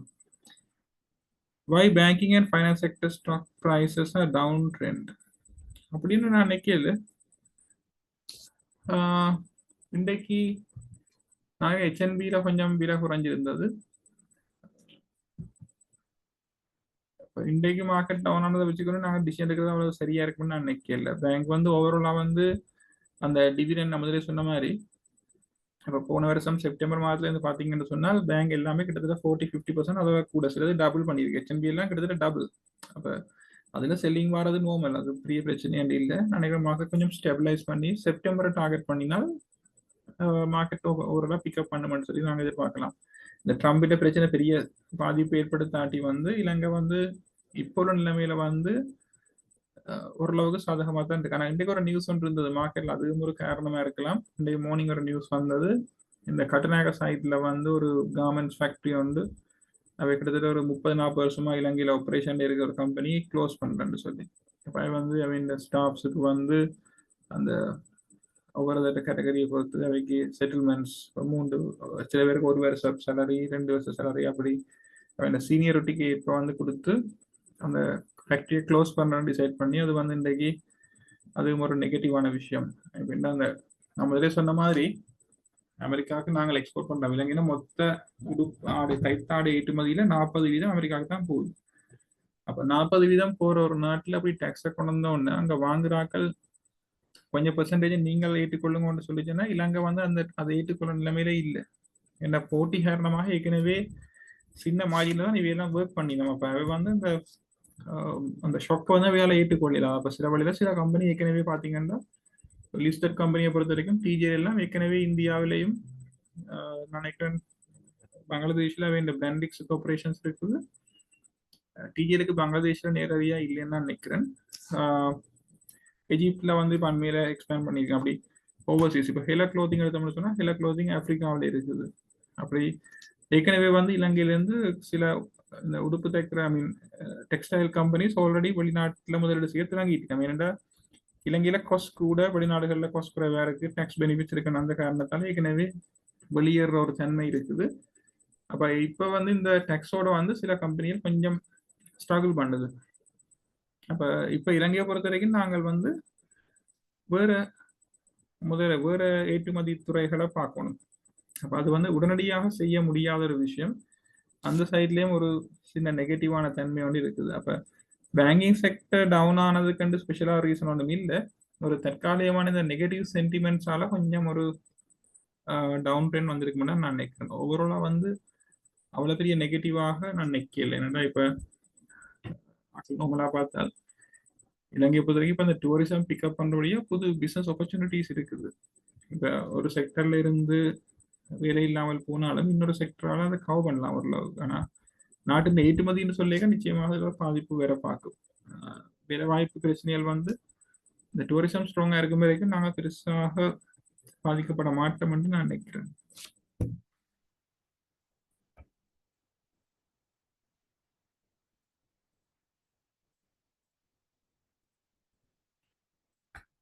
ஒரு ஆள் கேட்டீங்க when is யாபிக் டிவிடெண்ட் ரிலீஸ் சொல்லி கேட்குறீங்க. நான் நினைக்கிறேன் நாபிக்கோ கேட்குறீங்களா இல்லாட்டி வேறு எதுவும் கம்பெனி தெரியாது. கேள்வியை கொஞ்சம் திருப்பி டைப் பண்ணீங்கன்னு சொன்னால் ஈஸியாக இருக்கும். எனக்கு அது எந்த கம்பெனி தெரியல. நார்மலாக வந்து நீங்கள் சிஎஸ்சி வெப்சைட்டில் போய் அந்த கம்பெனியோட ப்ரொஃபைலில் பாருங்க கடைசியாக எப்போ டிவிடெண்ட் கொடுத்துருக்கணும், அதுக்கு முதல் எப்போ டிவிடெண்ட் கொடுத்துருக்கணும்னு. சில கம்பெனிஸ் வருஷத்துக்கு 2 டிவிடெண்ட் கொடுக்கும், சில ஒரு வருஷத்துக்கு ஒருக்க தான் கொடுக்கும். அப்போ நீங்கள் ப்ரீவியஸ் ஒரு 2-3 டிவிடெண்ட்ஸ் பார்த்தீங்கன்னு சொன்னால் ஒரு பேட்டர்னாக பிடிக்கலாம். அப்போ நார்மலாக என்ன மாதத்தில் டிவிடெண்ட் கொடுக்கணும், ஸோ அதை பேஸ் பண்ணி கொண்டு ஓரளவுக்கு ப்ரெடிக்ட் பண்ணக்கூடிய மாதிரி இருக்கும்.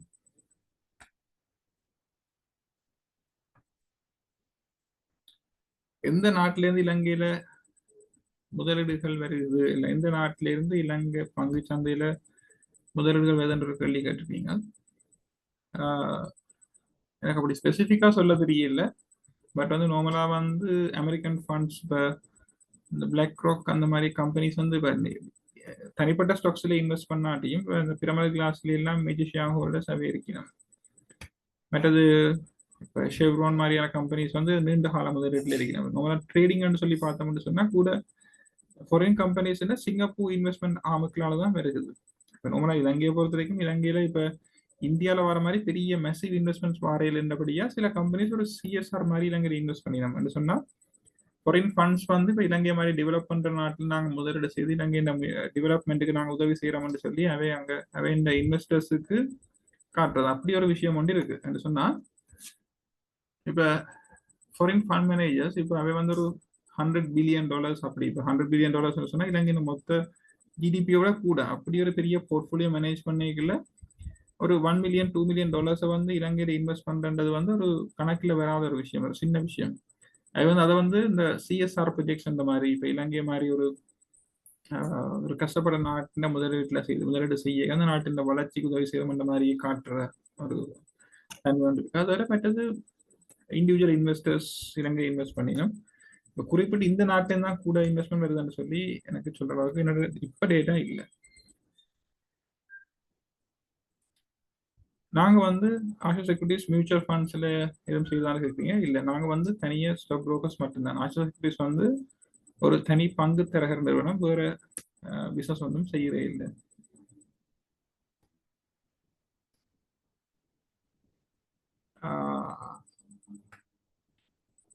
Is there any workshop for beginners? சிஎஸ்சியால வேற ப்ரோக்ராம்ஸ் ஆர்கனைஸ் பண்ணினோம். நீங்க சிஎஸ்சியோ தொடர்பு கொண்டீங்கண்டா, சிவானந்தன் இருக்கிறார், அவர் தொடர்பு கொண்டீங்கன்னு சொன்னா அவர் வந்து எப்படி அதை கனெக்ட் பண்ணலாம்னு சொல்லி உங்களுக்கு சொல்லுவார். அமெரிக்காவில் அரபு நாடுகள் வந்து 3 ட்ரில்லியன் முதலீடு செய்யறதை பற்றி சொல்லியிருக்கீங்க. அதுல வந்து அது வந்து இமீடியட்டா செய்ய போறது இல்லை, ஒரு 10 இயர்ஸ் மாதிரி நீண்ட காலத்துல தான் அந்த முதலீடுகள் செய்ய போயிடும். அதுல சிலது வந்து வெப்பன்ஸ், இந்த செக்யூரிட்டி சம்பந்தமான விஷயங்கள், அது வந்து ஆயுத கொள்ளுதல், அது காலத்துக்கு காலம் அமெரிக்கா வந்து இந்த மத்திய கிழக்கு நாடுகளுக்கு ஆயுதம் விற்கிறது ஒரு சாதாரணமான விஷயம். மற்ற முதல்ல வந்து எப்படியோ வந்து நினைக்கிறேன் மிடில் ஈஸ்ட் கண்ட்ரிஸ் ஆல்ரெடி வந்து அமெரிக்காவில் நியாயமான முதலீடு செய்திருக்கணும்.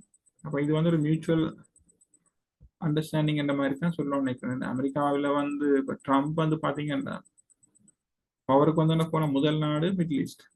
அப்போ அவருக்கு தெரியும் இங்கே இருந்து காசு வருமென்று சொல்லி அதுதான் அவர் ட்ரை பண்றார். அப்போ இதுல வந்து பார்த்தோம்னு சொன்னால் மிடில் ஈஸ்ட் இருக்க எக்ஸஸ் மணியை வந்து அமெரிக்கா எடுக்கிற மாதிரியான பார்வையில தான் பார்க்க வேண்டி வரும். ஆயில் ப்ரைஸ் வந்து அமெரிக்கன் இன்ஃப்ளூயன்ஸ் இருக்கு ஆயில் ப்ரைஸ்ல எப்படியோ. அப்போ மிடில் ஈஸ்ட் கண்ட்ரிஸ் வந்து அதில் அமெரிக்காவோட போட்டி போடையாது அந்த பேச வேண்டியது இருக்குது. அடுத்து அமெரிக்கன் கம்பெனிஸ் மிடில் ஈஸ்ட்ல கூட இன்வெஸ்ட் பண்ணிடும். அப்போ அது மியூச்சுவல் மாதிரி தான் வரும். மிடில் ஈஸ்ட் கம்பெனிஸ் அமெரிக்காவில் இன்வெஸ்ட் பண்ணிக்கலாம், அமெரிக்கன் கம்பெனி வந்து மிடில் ஈஸ்ட்ல இன்வெஸ்ட் பண்ணி கேபிட்டல் இன்ஃப்ராஸ்ட்ரக்சர் டெவலப்மெண்ட் அந்த மாதிரியான வேலையை செய்து அப்போ எப்படியோ வந்து பிசினஸ் ஆக்டிவிட்டிஸ் ஏதாவது நடந்தால் எங்களுக்கு சாதகம். அப்ப பிரச்சனை இல்லாமல் போறதுதான் நாங்கள் பார்ப்போம். இப்போ இதுல வந்து டிரெக்டா வந்து இந்த மாதிரியான பெனிஃபிட்ஸ் வந்து நான் உடனே சொல்றதுக்கு அந்த அவ்வளோ ஐடியா இல்லை. பட் வந்து எக்கனாமிக் ஆக்டிவிட்டிஸ் ரெண்டு பக்கமும் பூஸ்ட் பண்ணப்படும்.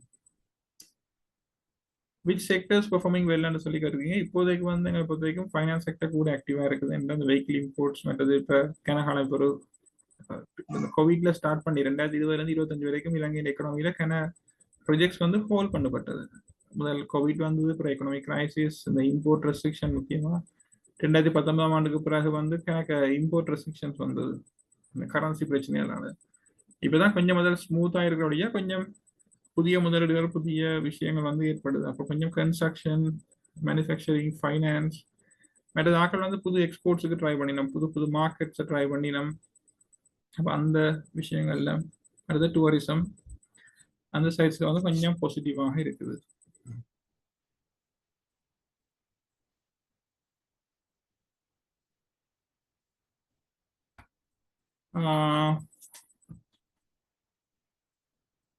One minute.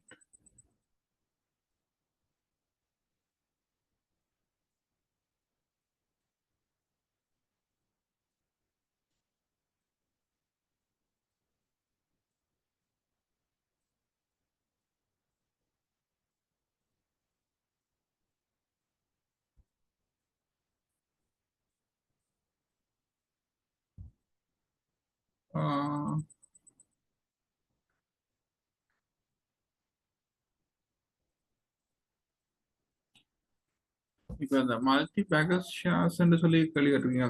How to find multibagger shares as a beginner. அது கொஞ்சம் ஒரு கஷ்டமான விஷயம். பிகினர் என்று சொல்லிக்கல வந்து உங்களுக்கு அந்த மார்க்கெட்ல என்னென்ன ஷேர்ஸ் இருக்க என்ன பிசினஸ் செய்யணும்ன்றதை கண்டுபிடிக்க கஷ்டம்னு சொன்னால் அது கொஞ்சம் சிக்கலாக இருக்கும். அடுத்தது நார்மலா மல்டி பேக்கர் ஷேர்ஸ்ன்றது ஒன்றில் அந்த கம்பெனி வந்து மெச்சுவர் ஸ்டேஜ்ல இருந்து ஏர்னிங்கை வந்து ஃபுல்லா டிவிடெண்டா கொடுக்கணும். இல்லைன்னு சொன்னா அந்த கம்பெனி நல்லா க்ரோ பண்ணணும். இப்போ நல்லா க்ரோ பண்றேன்னு சொன்னால் நல்ல ஸ்ட்ராங்கான மேனேஜ்மெண்ட் வேற என்ன செக்டர்ல இருக்குன்றது அந்த மாதிரியான விஷயங்கள் தான் அதை டிசைட் பண்ணணும். இப்போ அதை வந்து நீங்க கொஞ்சம் மார்க்கெட்டை பற்றி ஸ்டடி பண்ணி உங்களோட முதலீட்டு ஆசோட டிஸ்கஸ் பண்றதன் மூலமாக தான் தெரிஞ்சு கொள்ளலாம். அப்படி டிரெக்டா வெப்சைட் அப்படியெல்லாம் ஒன்றுமே இல்லை. அது அனுபவத்துல கண்டுபிடிக்க வேண்டிய ஒரு விஷயம். நெக்ஸ்ட் 3 days அப்படி கொண்டு இருக்கிறீங்க நிச்சயமாக சொல்லிடலாம். அது market whatever market next 3 days if you can buy shares or not. என்ன சொன்னா இந்த மாதிரி இந்த அன்சர்டனிட்டி என்று சொல்ல ஒரு நிச்சயமில்லாத தன்மை வந்து இன்னும் இருக்குது. முக்கியமா வந்து இந்த ட்ரம்ப் பிரச்சனை வந்து ஒரு பெரிய இஷ்யூ ஆக்சுவலி. அது இலங்கை மாதிரி ஒரு நாட்டுக்கு பெரிய பிரச்சனை இல்லை. இலங்கையில மொத்த ஏற்றுமதி வந்து கிட்டத்தட்ட ஒரு 16 பில்லியன். அப்போ 16 பில்லியன்ல கிட்டத்தட்ட 4 பில்லியன் ஏப்ரல்ல இருந்து வருதுன்னு சொன்னால் இந்த டாக்ஸ் பிரச்சனையால ஏப்ரல் கொஞ்சம் அடிபட்டு போச்சுன்னு சொன்னா எங்களோட இந்த ஃபாரின் எக்ஸ்போர்ட்ல வர இன்கம் வந்து பாதிக்கப்பட்டிருக்கும். அப்போ அது ஒரு பெரிய பிரச்சனை. அடுத்த ஆக்களுக்கு வேலை இல்லாம போச்சுன்னு சொன்னா அவையே அரசாங்கம் கேட்ட பண்ணணும். அதால வர சோஷியல் ப்ராப்ளம்ஸ் அப்படி அது ஒரு சைட். அடுத்த வந்து புது இன்வெஸ்ட்மெண்ட்ஸ் டிலே ஆகுது. இப்போ போர்ட் சிட்டி எல்லாம் இன்னும் ஸ்டார்ட் பண்ண இல்லை. இப்போ ஜைகா ஜப்பான் வந்து ஜப்பான் அரசாங்கம் வந்து பழைய சில கரப்ஷனை பற்றி எல்லாம் கதைக்குது. இன்னும் வந்து ப்ரொஜெக்ட்ஸ் வந்து ஸ்டார்ட் ஆக இல்லை. அப்போ அப்படி இருக்கையில வந்து கொஞ்சம் ஒரு ஷார்ட் டேர்ம்ல மார்க்கெட் எப்படி பிஹேவ் பண்ணணுன்றதை ப்ரெடிக்ட் பண்றது கொஞ்சம் ஒரு நிச்சயம் இல்லாத தன்மை தான். மார்க்கெட்ல இன்வெஸ்டர்ஸ் பாசிட்டிவ் இன்ட்ரெஸ்ட் இருக்கிற இருக்கு, மார்க்கெட்டுக்கு சாதகமான விஷயம். பட் வந்து ஒரு நம்பிக்கை வந்து வரணும், அப்பதான் மார்க்கெட் பெர்ஃபார்ம் பண்ணும். அந்த தன்மை வந்து கொஞ்சம் குறைவா இருக்குன்னு நான் நினைக்கிறேன். அப்ப இந்த ஷார்ட் டேர்ம்ல வந்து ட்ரேட் பண்றது கொஞ்சம் இப்போதைக்கு தவிர்க்கிறது நல்ல. ஷார்ட் டேர்ம்னு சொல்ல இந்த டே ட்ரேடிங் செய்யறத கொஞ்சம் தவிர்க்கிறது நல்ல. மற்றபடி ஆப்பர்ச்சுனிட்டிஸ் வேற இல்லை, மார்க்கெட் தான் ரீசனுக்கு டக்குன்னு ட்ராப் பண்ணிச்சு சொன்னா அந்த டைம்ல பை பண்ணி சேர்க்கணும். அந்த மாதிரியான விஷயங்கள் வந்து ஓகே இருக்கும். Is this the time for invest high amount இருக்கீங்க? மார்க்கெட்ல வந்து நார்மலா ஒரேடியா இன்வெஸ்ட் பண்றது நல்லது இல்லை. மார்க்கெட் என்ன கண்டிஷன்ல இருந்தாலும், மார்க்கெட் நல்லா கீழே இருந்தாலும் சரி நல்லா மேலே இருந்தாலும் சரி ஒரேடியா இன்வெஸ்ட் பண்ணக்கூடாது. ஸோ வந்து உங்களோட இன்வெஸ்ட்மெண்ட்டுக்கு ஏற்ற மாதிரி ஒரு ஆலோசனை டிஸ்கஸ் பண்ணி கொஞ்சம் கொஞ்சமா இன்வெஸ்ட் பண்ணுங்க. அதான் எப்பவுமே ஹெல்த்தியா இருக்கும். மார்க்கெட் எப்படியுமே இன்வெஸ்ட் பண்ணீங்களா அட்லீஸ்ட் ஒரு 1 இயருக்காவது வச்சிருப்பேன் நம்பிக்கையில இன்வெஸ்ட் பண்ணி தான் இலங்கை மாதிரி மார்க்கெட்ல வந்து கூட ரிட்டர்ன் எடுக்கலாம். நாட்கள் நேரம் வந்து இன்றைக்கு இன்வெஸ்ட் பண்ணி நாளைக்கு ப்ராஃபிட் வேணும்னு நினைக்கிறதால கன பேர் லாஸ் வருது. அட்லீஸ்ட் 1 இயருக்கு அந்த காசு உங்களுக்கு தேவையில்லை, இன்வெஸ்ட் பண்ணி வச்சிருக்கலாம் வந்து ஒரு முடிவோட இன்வெஸ்ட் பண்ணீங்கன்னு சொன்னா நிச்சயமாக வந்து நல்ல ப்ராஃபிட். நான் என்னன்னாலும் ஒரே தரமா இன்வெஸ்ட் பண்ணாதீங்க, கொஞ்சம் கொஞ்சமா ஸ்டெப் பை ஸ்டெப்ல இன்வெஸ்ட் பண்ணணும். மேபி ஒரு 3 months 6 months எடுத்துக்கொண்டு கொஞ்சம் கொஞ்சமா இன்வெஸ்ட் பண்ணுங்க. ஸ்மால் அமௌண்ட் ஆஃப் கேபிட்டலை வச்சுக்கொண்டு டைவர்சிஃபைட் போர்ட்ஃபோலியோ எப்படி உருவாக்கலான்னு கேட்குறீங்க. அது வந்து டைவர்சிஃபைட் போர்ட்ஃபோலியோ வந்து எப்படின்னா உங்களோட இன்வெஸ்ட்மெண்ட்டுக்கு ஏற்ற மாதிரி தான் வரும். இப்போ நீங்கள் ஒரு 1 லட்சம் ரூபாய் இன்வெஸ்ட் பண்ணீங்கன்னா நார்மலாக ஒரு 4 share maximum.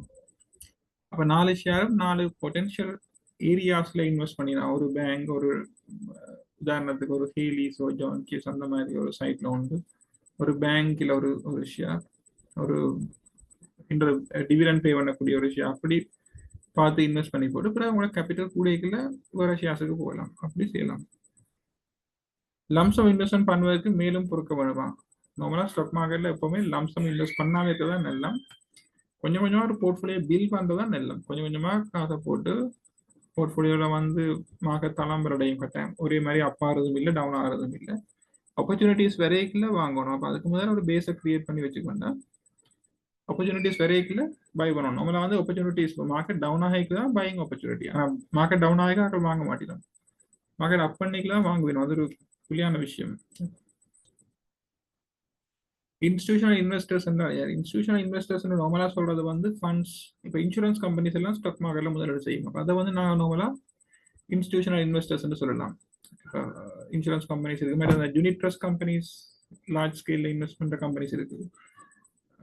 Unit trust companies மாதிரி அந்த மியூச்சுவல் ஃபண்ட்ஸ் அந்த மாதிரியான விஷயங்கள் அவங்க காசுகள் வரும். அதில் வந்து நான் ஓரளவுக்கு பெரிய முதலீடுன்னு சொல்லலாம். பட் அது வந்து இப்போ பெரிய கம்பெனிஸ் லைக் அக்பர் பிரதர்ஸ் அந்த மாதிரியான கம்பெனிஸ் வந்து கூட இன்வெஸ்ட் பண்ணிடணும். அதையும் வந்து நாங்கள் நம்மளாம் இன்ஸ்டிடியூஷனல் இன்வெஸ்டர்ஸ் சொல்லலாம். கல்ல எப்போ லிஸ்ட் பண்ணப்படுவோம்னு கேட்குறீங்க. நார்மலாக வந்து அடுத்த கிழமை லிஸ்ட் பண்ணுறதுக்கான வாய்ப்புகள் இருக்குது. இன்னும் சரியான டேட் தெரியல. நார்மலாக வந்து அடுத்த கிழமை லிஸ்ட் பண்ணப்பட சான்ஸ் இருக்கு. அடுத்த வெனிஸ்டே, தேர்ஸ்டே இல்லை தேர்ஸ்டே ஃப்ரைடே அந்த டைம்ல. Is it good idea to invest plantation company which paid high dividend than its EPS in last year? அதிலேயே நீங்கள் கவனிக்கணும். இபிஎஸ் விட கூட டிவிடெண்ட் பே பண்ணிடாது. இபிஎஸ் விட கூட டிவிடெண்ட் பே பண்ணா இந்த அர்த்தம் அவை தங்கள்கிட்ட இருக்க காசை கொடுக்கணும். அப்ப அது கொஞ்ச நாள்ல முடிஞ்சிடும். தொடர்ந்து செய்ய இயலாது. அதாவது தற்காலிகமான ஏற்பாடு. இப்ப என்ன நடந்ததுன்னு சொன்னா இப்போ லாஸ்ட் 4-5 இயர்ஸா பாத்தீங்கன்னு சொன்னா வட்டவர நல்ல ப்ராஃபிட் ஏர்ன் பண்ணது. அப்ப நல்ல ப்ராஃபிட் ஏர்ன் பண்ணினா இன்ட்ரெஸ்ட் ரேட் கூடவே இருந்தபடியா அதை கொஞ்சம் காசை ஃபிக்ஸ் இன்கம் செக்யூரிட்டிஸ், இப்போ ட்ரெஷரி பில்ஸா இருக்கலாம், ஃபிக்ஸ் டிபாசிட் இருக்கலாம், அதில் எங்கேயாவது இன்வெஸ்ட் பண்ணியிருக்கணும். இப்போ இன்ட்ரெஸ்ட் ரேட் குறையக்கலாம், அதில் வச்சிருக்கிறது உண்மையாக பிரயோசனம் இல்லை. அப்போ வந்து அதை டிவிடெண்டா பே பண்ணி வெளியில கொடுக்கணும். அப்போ இனி வேற போற காலங்கள் என்ன நடக்கும்னு சொன்னால் அவை வந்து ப்ராஃபிட்ல இருந்து தான் டிவிடெண்ட் பே பண்ண வரும். அப்போ வேர்ல்ட் மார்க்கெட்ல பாம் ஆயில் ப்ரைஸ் கூடிச்சுன்னு சொன்னால் சாதகமா இருக்கு. பாம் ஆயில் ப்ரைஸ் வந்து குறைஞ்சதுன்னு சொன்னால் அங்க வந்து அந்த டிவிடெண்டை மெயின்டைன் பண்ணிடாம போகும். அப்போ பிளான்டேஷன் கம்பெனின்னு சொல்லி பார்த்தீங்கன்னா அந்த கம்பெனியில உள்ள ரிசர்வ் எவ்வளவு காசு வச்சிருக்கணும், எவ்வளவு ப்ராஃபிட் ஏர்ன் பண்ணினோம், எவ்வளவு டிவிடெண்ட் கொடுக்க போயினோம், கொடுத்திருக்கணும், அது சஸ்டைனபிளாக யோசிச்சு இன்வெஸ்ட் பண்றதுதான் எல்லாம்.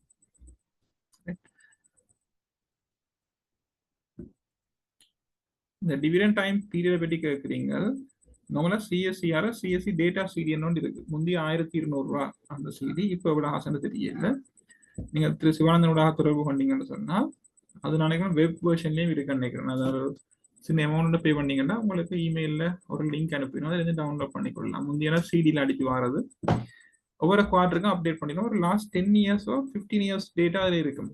அப்போ அதை எடுத்தீங்கன்னு சொன்னா எல்லா கம்பெனியும் ஓவர் இயர்ஸ் அப்படி டிவிடெண்ட் கொடுத்துருக்காங்க ஹிஸ்டரியை ஃபுல்லா ஒரே தரத்துல கிடைச்சிடும். அதான் ஈஸி. இப்போ நார்மலா ஸ்டாக் ப்ரோக்கர்ஸ்டையும் இருக்கும். அதை நார்மலா வந்து அவை தங்களுக்கு ஏற்ற மாதிரி மோடிஃபை பண்ணி வச்சிருக்கணும். அப்போ அதை வந்து நார்மலா வழியில ஷேர் பண்றது குறைவு. நார்மலா நீங்க ஒரு முதலீட்டாளர் என்ற முறையில முதலீடு செய்யக்குள்ள ஒரு 1200 ரூபாய் பெரிய விஷயம் இல்லை. அதை வாங்கினீங்கன்னா உங்களுக்கு பிரயோசனமாக இருக்கும் என்ற கருத்து.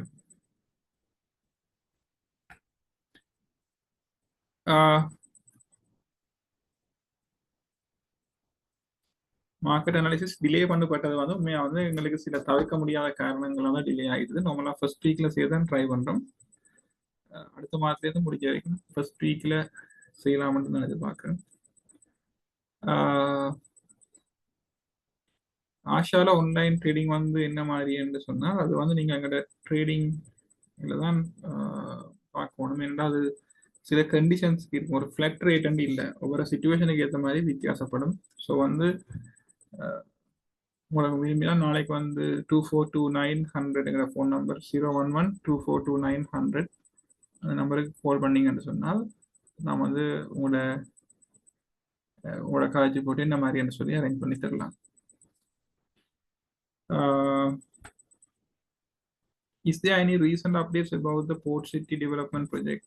Will the Trump's taxation policy against China negatively impact Port City development project? Port City development projectல வந்து அதை விட இந்த சில வேற பிரச்சனைகள் இருக்கு நினைக்கிறேன், பாலிசி பிரச்சனைகள் இருக்கு நினைக்கிறேன். இப்போ இலங்கையை பொறுத்த வரைக்கும் 2015ஆம் ஆண்டு 2010ஆம் ஆண்டு தொடங்கின ப்ராஜெக்ட் இந்த போர்ட் சிட்டின்றது. 2015ஆம் ஆண்டு அரசாங்கம் மாறிக்கல வந்து ப்ராஜெக்டை நிப்பாட்டி கொஞ்ச நாள் டிலே ஆகிடுது. அதாவது 2019 ஸ்டேட் ஆகாதுன்னு சொல்லி ஒவ்வொரு காலம் ஒவ்வொரு பிரச்சனைகள்ல டிலே ஆகிடுது. இப்போ வந்து திருப்பி அந்த ஃபைனான்சியல் சிட்டி என்ற ஒரு விஷயம் தான் அதில் வருது. போர்ட் சிட்டியை வந்து இங்கே ஃபைனான்சியல் சென்டர் என்ற மாதிரி கொண்டு தான் பிளான் பண்ணி நம்ம அதுக்கேற்ற மாதிரி செப்பரேட்டான ரூல்ஸ் லோஸ் எல்லாம் இருக்குது. அப்போ அதில் வந்து சில டேக்ஸ் பெனிஃபிட்ஸ், டேக்ஸ் ஹாலிடேஸ் அந்த மாதிரியான சில விஷயங்கள் IMF கண்டிஷனுக்கு கொஞ்சம் பிரச்சனையாக இருக்குன்னு நினைக்கிறேன். அப்போ அதில் வந்து கொஞ்சம் செட்டில் பண்ணினா தான் அந்த சைடில் வந்து எங்களுக்கு மேற்கொண்டு ப்ரொசீட் பண்ணக்கூடிய மாதிரி இருக்கும். அதே நேரம் சைனாவில் இந்த ஜியோ பொலிட்டிக்கல் பிரச்சனைகளும் இருக்குது. இப்போ நேரம் ட்ரம்ப் டெரிஃபால இது பெருசாக பாதிக்குமா நான் நினைக்கிறேன்னா, சைனா வந்து பிஸ்னஸ் ரிலேட்டட் பாலிசிஸ் தான் மெயின்டைன் பண்ணுறதுன்னு சொன்னால் சைனாக்கு அமெரிக்காவுக்கு உள்ள பிரச்சனையால சைனாக்கு இலங்கைக்குள்ள ரிலேஷன்ஷிப் டிரெக்டாக பாதிக்கப்படாது இருக்கவங்களாம். அப்போ நாங்கள் எங்களோட சைடில் உள்ள பிரச்சனைகளை கிளியர் பண்ணி கொண்டு போனோம்னு சொன்னால் இந்த ப்ராஜெக்ட்ஸை வந்து கொஞ்சம் ஆக்சலரேட் பண்ணலாம். பட் ஸ்டில் இலங்கையின் பொட்டன்ஷியல் அது ஒரு முக்கியமான பிரச்சனை. இப்போ அமெரிக்காவுக்கும் சைனாக்கும் உள்ள டேக்ஸ் பிரச்சனையால சைனாக்கு வர பாதிப்பை விட இலங்கைக்கு வர பாதிப்பை அனலைஸ் பண்ணுவோம். இப்போ இலங்கைக்கு பாதிப்பு கூடன்னு சொன்னால் அந்த ப்ராஜெக்ட் டிலே ஆக சான்ஸ் இருக்கு. ஏன்னா இலங்கையில இன்வெஸ்ட் பண்ணினா பிறகு அந்த ப்ராஜெக்டை ரிட்டர்ன் வராட்டி அது யாருக்கும் யோசனை இல்லை. ஸோ வந்து அதே வந்து நம்ம இன்வெஸ்டர்ஸ் அடுத்தது போர்ட் சிட்டி முழுக்க சைனா இன்வெஸ்ட் பண்ணுறது இல்லை. போர்ட் சிட்டியை வந்து கிரியேட் பண்ணினது சைனா. அந்த லேண்டை வந்து அந்த லீஸ் தானே, லீஸுக்கு எடுத்து யாராவது முதலீடு செய்யலாம். அது இந்தியன்ஸும் செய்யலாம், அமெரிக்கன்ஸும் செய்யலாம். ஸோ அதெல்லாம் வந்து இலங்கையின் ஃபைனான்சியல் பொட்டன்ஷியல், இலங்கையின் ஃபியூச்சர் எக்கனாமிக் ட்ரெண்ட்ஸ் அந்த விஷயங்கள்ல தான் தங்கியிருக்கு. அப்போ அரசாங்கத்தின் பாலிசிஸ் இதுல கன விஷயங்கள் தாக்கம் செலுத்துற நிலைமை ஒன்று இருக்குது.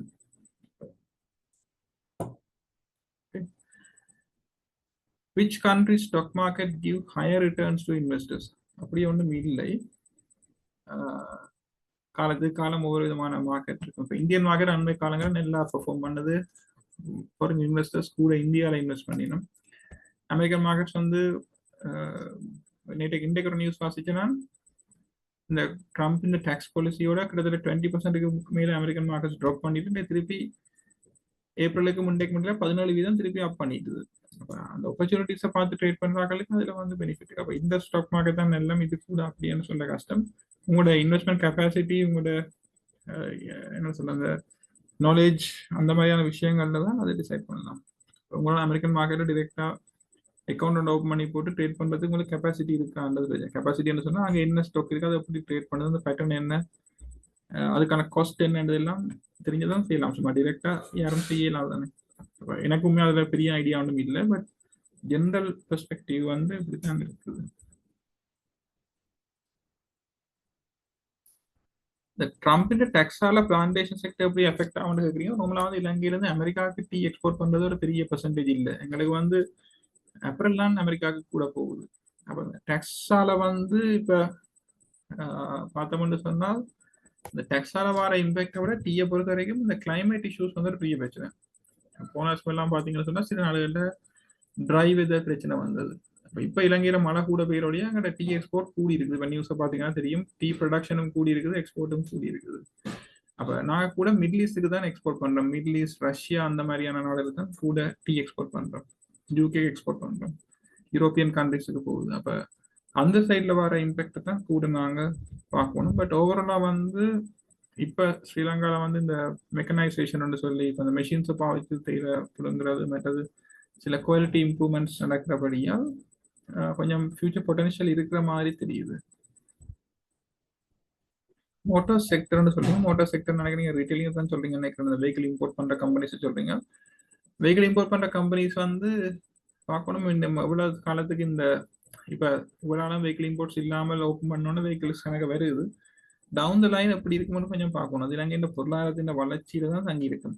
அப்போ நினைக்கிறேன் இமீடியட்லி இந்த ட்ரெண்ட் வந்து கொஞ்சம் நாளைக்கு கண்டினியூ ஆகும்னு நினைக்கிறேன். பெருசாக டெவலப் ஆகுது. பார்த்தீங்கன்னா உதாரணத்துக்கு இந்த யுனைடெட் மோட்டார்ஸ் எனக்கு 70 ரூபா தான் இருந்தது, 70 60 ரூபாய்க்கு இருந்தது. ஃபாரின் செல்லிங் வந்து 50 ரூபா கூட ஃபாரினர் செல் பண்ணியிருக்கோம் நினைக்கிறேன். அது இன்றைக்கு 100 ரூபாய்க்கு மேலே ட்ரேட் ஆகுது. அதே மாதிரி இந்த டீமோ வந்து கிட்டத்தட்ட 600 700 ரூபா தான் இருந்தது, இன்றைக்கு 1100 ரூபா. அப்படி ஆல்ரெடி பிரைஸ் கூடிட்டுது. அப்போ அதுலேருந்து இன்னும் கூடுறது வந்து கொஞ்சம் காலம் செல்லலாம். இலங்கையிலேருந்து வெளிநாட்டு பங்குச்சந்தையில முதலிட முடியுமான்னு கேட்குறீங்க. இது கனகாலமாக கேட்கிற கேள்வி. இலங்கை சட்டப்படி ஃபாரின் எக்ஸ்சேஞ்ச் கண்ட்ரோல் ஆக்டின் படிக்கு உங்களுக்கு ஃபாரின் இன்கம் இல்லாட்டி நீங்க வந்து இன்வெஸ்ட் பண்ண முடியாது. அப்படியே பிரச்சனை இருக்கு. ஆனா சில பேர் சில விதமா இன்வெஸ்ட் பண்ணிடணும், அதை பற்றி எனக்கு தெரியாது. அந்த துறை சம்பந்தமான ஆக்களோட கேட்டு பாருங்க. நான் வந்து பர்சனலா வெளிநாட்டு பங்குச்சந்தையில முதலிட்ட அனுபவம் எனக்கு இல்லை. ஸோ வந்து அதில் நான் கருத்து சொல்ல முடியாது. எப்படி ஆரம்பிக்க கேட்குறீங்க, இதை என்று சொல்ல இல்லை. பிட்காயின் இன்வெஸ்ட்மெண்ட் சேஃபானு கேட்குறீங்க, அதை பற்றி உண்மையா no idea. What about delisting the company and shares? பட்டியலிடப்பட்டிருக்க கம்பெனி எப்படி ஒரு ஐபிஓ மூலமாக பட்டியலிடப்படுதோ அதே மாதிரி டீலிஸ்ட் பண்ணலாம். அதில் நீங்கள் ஸ்பெசிஃபிக்காக என்ன விஷயத்த கேட்குறீங்கன்னு சொன்னீங்கன்னா விளங்கப்படுத்த ஈஸியாக இருக்கும். போல்ட்ரி பிஸ்னஸ், சிக்கன் பிஸ்னஸ் பற்றி கேட்குறீங்க. இலங்கையை பொறுத்த வரைக்கும் இந்த எக்கனாமிக் கிரைசிஸோட ஒரு குழப்பம் கொண்டு வந்தது. அந்த எலக்ட்ரிசிட்டி பவர் கட் பிரச்சனைகள் இருந்தபடியா வந்து இந்த ஒரு இந்த பிசினஸ்ல வந்து ஒரு லேயர் வந்து ஒரு ஜென்ரேஷன் சொல்ல நினைக்கிறேன், சரியான டெக்னிக்கல் டைம் ஞாபகம் இல்லை. இந்த பவர் கிரைசிஸ் மற்றது ஷார்டேஜ் இம்போர்ட் பிரச்சனை அதில் வந்து ப்ரொடக்ஷன் கொஞ்சம் ஒரு டிஸ்டர்ப் ஆகிடுது. அப்போ அதில் வந்து எங்களுக்கு பிறகு சிக்கன் மீட்டும் இந்த லேயர்ஸ் என்று சொல்றது முட்டையும் வந்து சப்ளை குறைஞ்சபடியால் பிரச்சனை வந்தது. இப்போ வந்து எல்லாம் பேக் டு நார்மலுக்கு வந்துடுது ஓரளவுக்கு. அந்த சைக்கிள் வந்து இப்போ திருப்பி நார்மல் ஆகிடுது. இப்போ வந்து எக்ஸஸ் சப்ளை என்ற மாதிரி. இப்போ சிக்கன் வந்து எக்ஸஸ் சப்ளை என்ற பிரச்சனை இருக்கு. முட்டை பார்த்தீங்கன்னா சில இடங்களில் நினைக்கிறேன் 20 ரூபாய்க்கு முட்டை விற்கிறோம் நினைக்கிறேன். அதனால எக்ஸஸ் சப்ளை அதில் கொஞ்ச நாள்ல ஸ்டேபிள் ஆகும்னு எதிர்பார்க்கலாம். அப்போ இது ஒரு தற்காலிகமான ஒரு விஷயம். கொஞ்ச நாள்ல இது ஸ்டேபிளைஸ் ஆன பிறகு ஹெல்த்தியா இருக்கும்னு சொல்லி பார்க்கலாம். வேண்டாம் நம்மளா டூரிசம் நல்லா இருந்துன்னு சொன்னா ஃபுட் ப்ராடக்ட்ஸுக்கான டிமாண்ட் வந்து கூட இருக்கும். அடுத்தது எக்கனாமியும் வந்து ஸ்டேபிளா இருக்கக்கூடிய நம்மளா வந்து கன்சம்ஷன் கூட வேற கேட்கல. இது வந்து செட்டில் ஆகி நோமலா வரும்னு சொல்லி எதிர்பார்க்கலாம். தொடர்ந்து இப்படியே விலை குறைஞ்சு கொண்டு போகும்னு எதிர்பார்க்கல. அடுத்த இன்புட் காஸ்ட் வந்து இப்போ இந்த தீவனம் ஃபீட் வந்து ஃபீட் காஸ்ட் குறையுது. அப்போ அந்த சைட்லேயும் வந்து இன்புட் காஸ்ட் குறையல வந்து சிக்கன் ப்ரைஸ் ஒரு லெவலில் ஸ்டேபிள் ஆகும். அந்த எக்ஸஸ் சப்ளை வந்து கிராஷ் ஆகிற பிரச்சனை வந்து தொடர்ந்து இருக்காதுன்னு சொல்லி நாங்கள் எதிர்பார்க்கலாம். Is the IPO applying possible for beginners? யாரும் ஐபிஓ அப்ளை பண்ணலாம். சிஎஸ்சி மொபைல் ஆப்புக்களாக நீங்கள் வந்து அப்ளை பண்ணலாம். ஆனால் இப்போ ஐபிஓ வந்து இன்னும் இல்லை. இந்த கேலண்டர் ஐபிஓ முடிஞ்சுது. மற்றது இந்த லங்கர் டிரான்ஸ்ஃபார்மர்ஸ் வந்து கால் பண்ணிக்கோங்க. அப்போ இப்போதைக்கு ஒரு ஐபிஓ ஒன்றும் புதுசாக வேற இல்லை. ரியல் எஸ்டேட் செக்டர் வந்து எப்படி இருக்கிறீங்க, அது உண்மையாக அந்த போர்ட் சிட்டியோட கனெக்டட் சொல்லிச்சிருக்கலாம். போர்ட் சிட்டியில் வந்து புது இன்வெஸ்ட்மெண்ட்ஸ் வந்துன்னு சொன்னால் இலங்கை ரியல் எஸ்டேட் டோட்டலாக பிக்கப் பண்ணும். ஆல்ரெடி வந்து ரியல் எஸ்டேட் நல்லா தான் இருக்குது, டிமாண்ட் ஒன்று இருக்குது, கன்ஸ்ட்ரக்ஷன் ஆக்டிவிட்டிஸ் ஓரளவுக்கு இருக்குது, பெருசாண்டி இல்லைன்னா ஓரளவுக்கு இருக்குது. அது வந்து இந்த போர்ட் சிட்டி அதில் வந்து இந்த ஜப்பானீஸ் ப்ராஜெக்ட்ஸ் வந்துன்னு சொன்னால் நல்லா பிக்கப் பண்ணணும்னு சொல்லி எதிர்பார்க்கலாம். புது இன்வெஸ்டர்ஸ் என்ற முறையில் காமன் மிஸ்டேக்ஸ் வந்து ஒன்று இமோஷனல் டிசிஷன். இன்றைக்கு மாதிரி மார்க்கெட் டவுன் ஆகல, ஐயோ மார்க்கெட் டவுன் ஆக போகுது என்று பயந்து எல்லா ஷேர்ஸும் செல் பண்ணுறது, அது வந்து இமோஷனல் டிசிஷன். அதை தவிர்க்கணும், முக்கியமான விஷயம். அடுத்தது வந்து இந்த லாங் டேர்ம் இன்வெஸ்ட்மெண்ட். நீங்கள் கட்டாயமாக நீங்கள் ஒரு புது இன்வெஸ்டர்னு சொன்னால் கட்டாயம் நீங்கள் ஒரு ஷேரை வாங்கி 1 இயர் வச்சிருப்பேன்னு நினைச்சோன்னு வாங்குவோம். வாங்கினா அப்புறம் உங்களுக்கு 10-15% ப்ராஃபிட் வருது, அது இல்லை, அது பிரச்சனை இல்லை. ஆனால் 1 இயருக்கு வச்சிருப்பேன்றது நட்டத்தில் விற்காதுங்க. அதான் என் அட்வைஸ். அதை வாங்கி எப்போவுமே இமோஷனல் டிசிஷன் எடுத்து வாங்காதீங்க. அதுவும் ஒரு பிரச்சனை. எல்லாரும் பிள்ளை வந்து ஒரு ஷேர் அப்பாதுன்னா அது என்ன ஷேர் ஏன் அப்பாதுன்னு தெரியாமே போய் வாங்குறது, அதுவும் ஒரு பெரிய பிள்ளை. உண்மையா அந்த ஒரு ஷேரை வாங்கும்போது அந்த ஷேர் அந்த விலைக்கு வேர்த்தானதா, அதுல வந்து ஏதாவது டிவிடெண்ட் வருதா, இல்லாட்டி அதில் கேபிட்டல் கெயின் வருமா, ஏன் அதை வாங்குவோம், அட்லீஸ்ட் ஒரு இன்வெஸ்ட்மெண்ட் அட்வைஸ் அதை கேட்டு அதுக்கு திருப்தியான பதில் கிடைச்சா மட்டும் பண்ணுவோம். ஜஸ்ட் வந்து இந்த ஹர்ட் மென்டாலிட்டின்னு சொல்றது, ஒரு ஷேர் அப்பாதுன்னா நாங்களும் வாங்குறது, அதே ஒரு ஷேர் டவுன் ஆகுதுன்னா ஏன் டவுன் ஆகுது பார்க்குறதுல எங்கள்ட்ட இருக்கிறதே விற்கிறது. அப்போ அந்த மாதிரியான விஷயங்கள்லாம் கூட ஆட்கள் நட்டப்படுறதுக்கான காரணம். வேண்டைக்கு நல்ல ஷேரை வேண்டுங்க, வேண்டைக்கு 1 இயர் வச்சிருப்பேன்னு நெச்சுக்கொண்டு வேண்டுங்க. இடைக்குள்ள ப்ராஃபிட் வந்து எடுக்கிறது வேற பிரச்சனை. பட் அந்த இமோஷனல் டிசிஷன்ஸை வந்து முடிஞ்ச வரைக்கும் தவிர்த்து கொள்ளுங்க. மார்க்கெட் டவுன் பண்ணி அதை கண்டுபிடிக்கணும்னு சொன்னா ஷேர் பிரைஸ் திடீரென்று கீழே வருதுன்னு சொன்னால் அதுக்கு என்ன காரணம், இது இப்படியே கீழே போயிடுமான்னு தான் யோசித்தீங்கன்னு சொன்னால் டிசிஷனை வந்து மாற்றிக்கொள்ளலாம். NDB வெல்த்தை பற்றி கேட்குறீங்க, எனக்கு அதை பற்றி சொல்றதுக்கு ஒன்றும் இல்லை, எனக்கு தெரியாமே அதை பற்றி. How to know these kind of information, like you said, whatever I invested in securities, those kind of things.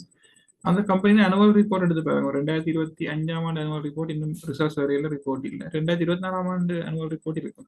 அதுல போய் பேலன்ஸ் ஷீட்ல பாத்தீங்கன்னா அதுல ஒரு நம்பர் போட்டிருப்பாங்க. அதுல பேலன்ஸ் ஷீட்ல போய் பாருங்க. அதுல ஷார்ட் டேர்ம் இன்வெஸ்ட்மெண்ட்ஸ்ல பேலன்ஸ் ஷீட் நார்மல் அசெட்ஸ் பக்கத்துல current assets non current assets இருக்கு தானே.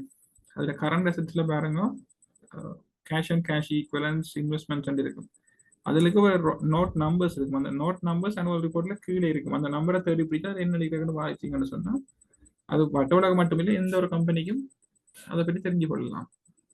அப்ப சில கம்பெனிஸ் பாத்தீங்கன்னா இருக்கும் கேஷ் அண்ட் கேஷ் ஈக்குவலன்ஸ் பெரிய தொகை இருக்கும். இல்லாட்டி வந்து இன்வெஸ்ட்மெண்ட்ஸ் சொல்லி இருப்பினோம். இல்லாட்டி வந்து நீங்க பாத்தீங்கன்னா நான் கரண்ட் அசெட்ஸ்ல கூட அப்படி இருக்கும். அதாவது வந்து இன்வெஸ்ட்மெண்ட்ஸ் சொல்லி இருக்கும், அல்லது வந்து ஃபைனான்சியல் இன்ஸ்ட்ருமெண்ட்ஸ், ஃபைனான்சியல் அசெட்ஸ், அப்படிதான் ஒவ்வொரு கம்பெனி ஒவ்வொரு டேர்ம் பாவிப்பாங்க.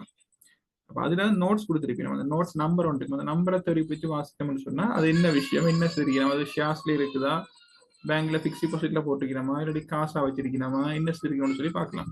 அப்ப அதை வச்சுக்கொண்டு நான் டிசைட் பண்ணலாம் என்ன மாதிரியான்னு சொல்லி. மேண்டேட்டரி ஆஃபர்ன்னு சொன்னா என்னன்னு சொன்னா சட்டப்படி உள்ள ஒரு ஏற்பாடு. அது என்னன்னு சொன்னால் இப்ப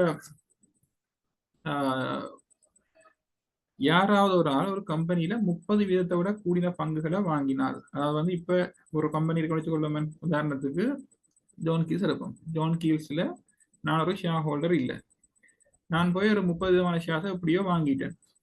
அப்ப இலங்கை சட்டம் என்ன சொல்லுதுன்னு சொன்னால் 30% ஷேர்ஸை நான் வாங்கினபடியா அந்த கம்பெனியில உள்ள மிச்ச ஆக்களுக்கு ஒரு ஆஃபரா கொடுக்கணும். அந்த 30% ஷேர்ஸை நான் வாங்குறதுக்கு, ஒரு ஷேரை வாங்குறதுக்கு கொடுத்தா கூடின விலை. இப்ப உதாரணத்துக்கு இப்ப 20 ரூபா படி ஜான் கீல்ஸ் ட்ரேட் ஆகுது தானே, நான் வந்து ஒரு 21 ரூபா வரைக்கும் விலை கொடுத்து 30% ஷேர்ஸை வாங்கி போட்டேன். அப்ப நான் அந்த 30% ஷேர்ஸை வாங்குறதுக்கு ஒரு ஷேருக்கு கொடுத்த கூடின விலை 21 ரூபா. அப்ப நான் அந்த 21 ரூபாய மிச்ச எல்லா ஷேர் ஹோல்டர்ஸுக்கும் சொல்லணும், 21 ரூபா படி உங்களோட ஷேர்ஸையும் நான் வாங்குறேன், விருப்பம்னா தாங்கும். அப்படி யாராவது தந்தால் அந்த ஷேர்ஸை நான் கட்டாயம் வாங்கணும். அதுக்கு பேர் தான் மேண்டேட்டரி ஆஃபர். அதாவது 30% ஷேர்ஸை நான் வாங்கினபடியா சட்டம் என்ன சொல்லுது, மற்ற ஷேர் ஹோல்டர்ஸ்டையும் போய் அதே காசை கொடுத்து அவை தர விரும்பினா வேண்டுங்கன்னு சொல்லி. அப்ப அது ஒரு கட்டாயமான ஒரு சட்ட ஏற்பாடு. அதுதான் மேண்டேட்டரி ஆஃபர்ன்னு சொல்லுது. அப்ப எனக்கு ஷேரை வாங்கின எனக்கு தான் மேண்டேட்டரி ஆஃபரை ஒழிய அந்த மிச்சமுள்ள 70% ஷேர் ஹோல்டர்ஸுக்கு அது மேண்டேட்டரி இல்லை. அவ விரும்பினா கொடுக்கலாம், இல்லை கொடுக்காமலாம். இப்ப இந்த சியரா கேபிள் அந்த அனௌன்ஸ்மெண்ட்டை பொறுத்த வரைக்கும் பார்த்தோம்னா பிரவுன்ஸ் இன்வெஸ்ட்மெண்ட் கம்பெனி சியரா கேபிள்ஸ்ல 30% கூடின ஷேர்ஸை வாங்கி போட்டிடும். நினைக்கணும் 50 கிட்ட ஷேர்ஸ் இருக்கு. இப்ப 50 கூட சரியா ஞாபகம் இல்லை வச்சுக்கணும். 50% ஷேர்ஸ் வச்சிருக்கணும். அப்ப மிச்ச 50% ஷேர்ஸ் வந்து வெளியால இருக்குது. அப்ப சட்டப்படி பிரவுன் இன்வெஸ்ட்மெண்ட் என்ன சொல்லுது, நான் வந்து இந்த 55-56% ஷேர்ஸை வாங்குறதுக்கு கொடுத்த கூடின விலை வந்து 12 ரூபா 30. அதே விலையை நான் உங்களுக்கும் தாரேன், நீங்க விரும்பினா உங்கள்ட்ட இருக்கிற ஷேர்ஸையும் எனக்கு தரலாம். எல்லா ஷேர் ஹோல்டர்ஸும் கொடுத்தா கட்டாயம் பில் வந்து அந்த கொடுக்குற முழுக்களையும் வாங்கணும். அதான் சட்டம். பிரவுன் இன்வெஸ்ட்மெண்ட்ஸ் வந்து இப்ப இலங்கையில் இருக்க எல்லா சியரா கேபிள் ஷேர் ஹோல்டர்ஸும் வேண்டிய ஷேர்ஸை கொடுத்தா கூட அந்த முழுக்களையுமே வாங்கணும். அது சட்டம். அதுதான் நார்மலா சொல்றது மேண்டேட்டரி ஆஃபர்ன்னு சொல்லி. அப்ப மற்ற ஷேர் ஹோல்டர்ஸ் அதை அக்செப்ட் பண்ணணும். அந்த ஆஃபரை கொடுக்கறது கட்டாயம். அந்த ஆஃபரை அக்செப்ட் பண்ணணுமா இல்லையான்றது அவையோட பர்சனல் விஷயம். அப்ப இந்த சியரா கேபிள்ஸை பொறுத்த வரைக்கும் அந்த சியரா கேபிள்ஸ் இப்ப 17 ரூபாய் ட்ரேட் ஆகுது. ஆஃபர் பிரைஸ் 12 ரூபா 30. அப்ப 12 ரூபா 30க்கும் 17க்கும் பெரிய இடைவெளி இருக்கு. அப்ப யாராவது உண்மையா விற்கணும்னு சொன்னா அவன் மார்க்கெட்ல செல் பண்ணிட்டு போகலாம். அந்த ஆஃபரை கொடுக்க தேவை இல்லை. அதுதான் அதோட விஷயம். Right. I applied Calcius. Now they what going to do, maybe they will reject our application. அப்படி என்று இல்லை, உங்களோட அப்ளிகேஷன்ல வந்து நீங்க ஒரு பிழையும் இல்லாம சரியா ஃபில் பண்ணி பேமெண்ட் சரியா செய்திருந்தீங்கன்னு சொன்னா அதுல வந்து ஒரு ப்ரொபோர்ஷன் வந்து இப்ப நீங்க 1000 ஷேர் கேட்டிருந்தீங்கன்னா அதை சொல்ல 500 ஷேரை தரலாம். அது வந்து எல்லாருக்கும் ஒரு பொதுவான விதத்துல வந்து ஒரு டிசிஷன் எடுக்கணும் எல்லாருக்கும். அதாவது வந்து இந்த IPO பொறுத்த வரைக்கும் மொத்த ஷேர்ஸ்ல 40% ரீட்டைல்னு சொன்னா 1 லட்சம் ரூபாவோட குறைஞ்ச பெறுமதிக்கு அப்ளை பண்ணின ஆட்களுக்கு மொத்த ஐபிஓல 40% ஷேர்ஸ் போகும். மிச்சத்துல 10% நினைக்கிறேன் வேண்டிய எம்ப்ளாயிஸுக்கு. மிச்ச 10% யூனிட் ட்ரஸ்ட் கம்பெனிஸுக்கு போகும். மிச்ச 40% நான் ரீட்டைல்னா ஏதாவது 1 லட்சம் ரூபாயோட கூடின பெறுமதிக்கு அப்ளை பண்ணியிருந்தா அவை எல்லாரும் நான் ரீட்டைல். அப்ப நான் ரீட்டைல் கேட்டகரியில 40%, ரீட்டைல 40% கிடைக்கும். அப்ப நீங்க 1 லட்சம் ரூபாய்க்கு மேல அப்ளை பண்ணிருந்தீங்கன்னா நீங்க நான் ரீட்டைலுக்கு வருவீங்க. 1 லட்சம் ரூபாய்க்கு உள்ள அப்ளை பண்ணிருந்தீங்கன்னா, அதாவது 90,000, 80,000, 50,000 அப்படி அப்ளை பண்ணிருந்தீங்கன்னா நீங்க எல்லாரும் ரீட்டைலுக்கு வருவீங்க. அப்ப அந்த ரீட்டைலுக்கு ஒரு ப்ரொபோர்ஷன், நான் ரீட்டைலுக்கு ஒரு ப்ரொபோர்ஷன் டிசைட் பண்ணுவீங்க. இந்த போர்ட் ஆஃப் டைரக்டர்ஸ் டிசைட் பண்ணுவீங்க. ஸோ அந்த ப்ரொபோர்ஷனுக்கு வந்து உங்களுக்கு கிடைக்கும். அட்லீஸ்ட் உங்களுக்கு ஒரு கொஞ்சம் ஷேர்ஸாவது கட்டாயம் கிடைக்கும். கிடைக்காம வரதுக்கு சான்ஸ் இல்லை. ஃபுல்லாக ரிஜெக்ட் பண்ணுற இல்லை, ஒரு பெர்சன்டேஜ் உங்களுக்கு கட்டாயம் அப்படியும் கிடைக்கும். நீங்கள் சச்சின் அப்ளிகேஷன் ஃபில் பண்ணிக்கிறதும் பிள்ளை விட்டுருந்தா அங்கே ரிஜெக்ட் ஆகும், அது வர பிரச்சனை.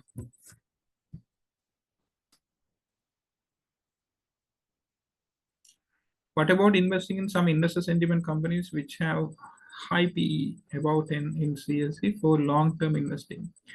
இப்போ இதுல வந்து நீங்க ஒரு விஷயம் வந்து கவனிக்கணும். இதுல வந்து இன்வெஸ்டர் சென்டிமெண்ட் கம்பெனிஸ் எனக்கு சொல்ல தெரியல.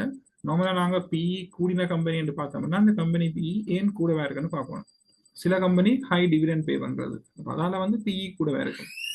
சில கம்பெனிக்கு ஹை க்ரோத் பொட்டன்ஷியல் இருக்கு, அவை வந்து எதிர்காலத்தில் நல்லா க்ரோ பண்ண வாய்ப்பு இருக்கு, அதுக்காகவும் பிஇ கூடவே இருக்கும். இங்கிட்ட வேற ரீசன் இருக்கலாம். அப்ப நீங்க சொல்ற கம்பெனிக்கு ஏன் பிஇ கூடவே இருக்கு, அது வந்து சும்மா ஜஸ்ட் வந்து இந்த ஹர்ட் மென்டாலிட்டியில கூடவே இருக்கா? ஹர்ட் மென்டாலிட்டியில கூடவே இருந்தால் அது வாங்கக்கூடாது. அந்த கம்பெனிக்கு ஒரு அண்டர்லைங் ஃபேக்டர் இருந்து, அதாவது வந்து கம்பெனியோட க்ரோத் பொட்டன்ஷியல் இருக்கு, இந்த கம்பெனி முழு ப்ராஃபிட்டையுமே டிவிடெண்டா பே பண்ணி, நம்ம உதாரணத்துக்கு சிலோன் டொபாக்கோ பொறுத்த வரைக்கும் வேண்ட ஏர்னிங்ஸை வந்து ஃபுல்லா அபவுட் 99% அவங்க டிவிடெண்டா பே பண்றாங்க. அப்ப ஷெவ்ரான் லூப்ரிகன்ஸும் கிட்டத்தட்ட அப்படிதான் 90% டிவிடெண்டா பே பண்ணுவாங்க. அப்ப அந்த கம்பெனியில நார்மலா பிஇ கூட ட்ரேட் ஆகும். அப்படி ஒரு ரீசனால பிஇ கூட ட்ரேட் ஆகிச்சுன்னு சொன்னா ஓகே. அப்படி இல்லாம சும்மா ஜஸ்ட் ட்ரேட் ஆகுதுன்னா வாங்கக்கூடாது. க்ராசிங்ல இன்ஸ்டிடியூஷனல் பயஸ் தான் வாங்கணும்னு அவசியம் இல்லை. 20 மில்லியன் இருந்தால் நீங்க கூட வாங்கலாம். அதே மாதிரி மார்க்கெட்லையும் இன்ஸ்டிடியூஷனல் பயஸ் வாங்குவினோம். அப்ப அதுல வந்து பெருசா அப்படி பிரச்சனை இருக்குன்னு நான் நினைக்கல.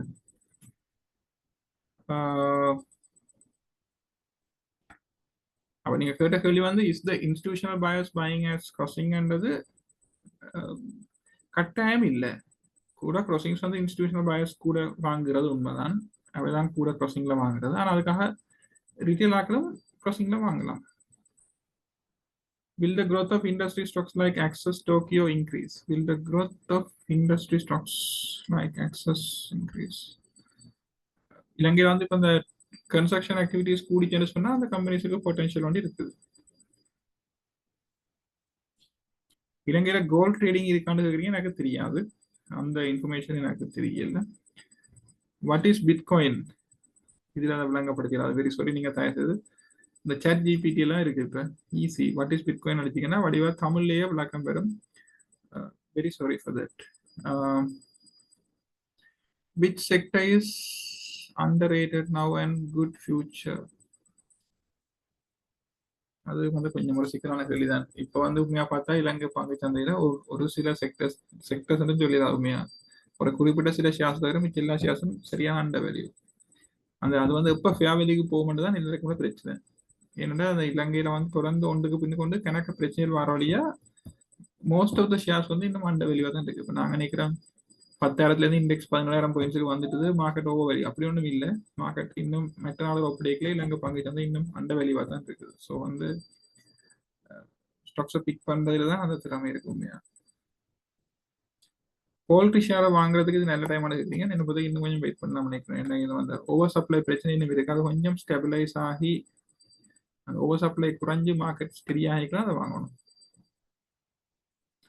மேண்டேட்டரி ஆஃபர் பற்றி நான் ஏற்கனவே விளங்கப்படுத்திட்டு அந்த ஷேருக்கு மேண்டேட்டரி ஆஃபர் வந்து திருப்பியும் சொல்றேன், கொடுக்குற கம்பெனிக்கு தான் ஆஃபர் கட்டாயம் ஒழிய ஷேர் ஹோல்டருக்கு உங்களுக்கு ஒரு பிரச்சனையும் இல்லை. நீங்க கொடுக்கணும்னு அவசியமே இல்லை, நீங்க விரும்பினா கொடுக்கலாம், இல்லாட்டி கொடுக்காம வச்சிருக்கலாம், ஒரு பிரச்சனையும் வராது. ஷேர் வாங்குறதுக்கு நான் அட்வைஸ் பண்றேன், நான் வந்து ரிசர்ச்ல இருக்கிறேன்.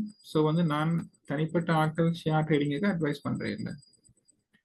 In recent days, palm oil price is dropping. What is the reason behind this? Few months before, global palm oil price expected to rise as Malaysia and Indonesia changed their policies to use higher percentage of palm oil in the production of biodiesel. உங்களுக்கே அது விளங்கி இருக்கும்னு நினைக்கிறேன். Trump வந்து world market oil price எல்லாம் குறைக்கிறதுக்கு வேலை செஞ்சுட்டார். அதில் ஒன்று இந்த ரஷ்யா உக்ரைன் பிரச்சனையை இப்போ செட்டில் பண்ணி இப்போ நேற்றைக்கு ஒரு பிரச்சனை வந்தது, திருப்பியும் இப்போ அமெரிக்கா தலையிட்டு அதை நிப்பாட்டுறதுக்கு ட்ரை பண்ணி கொண்டிருக்கு. அப்போ உலகத்தில் யுத்தங்களை குறைக்கிறதாவே ட்ரை பண்ணிதான்.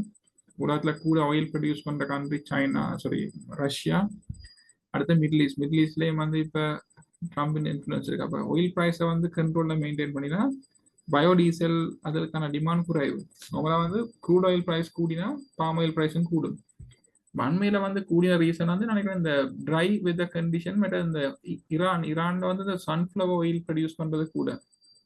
அப்ப அந்த மாதிரியான பிரச்சனை இப்ப இந்த ரஷ்யா உக்ரைன் சண்டையில கூட ஆயில் பிரைஸ் எல்லாம் நல்லா கூடினது.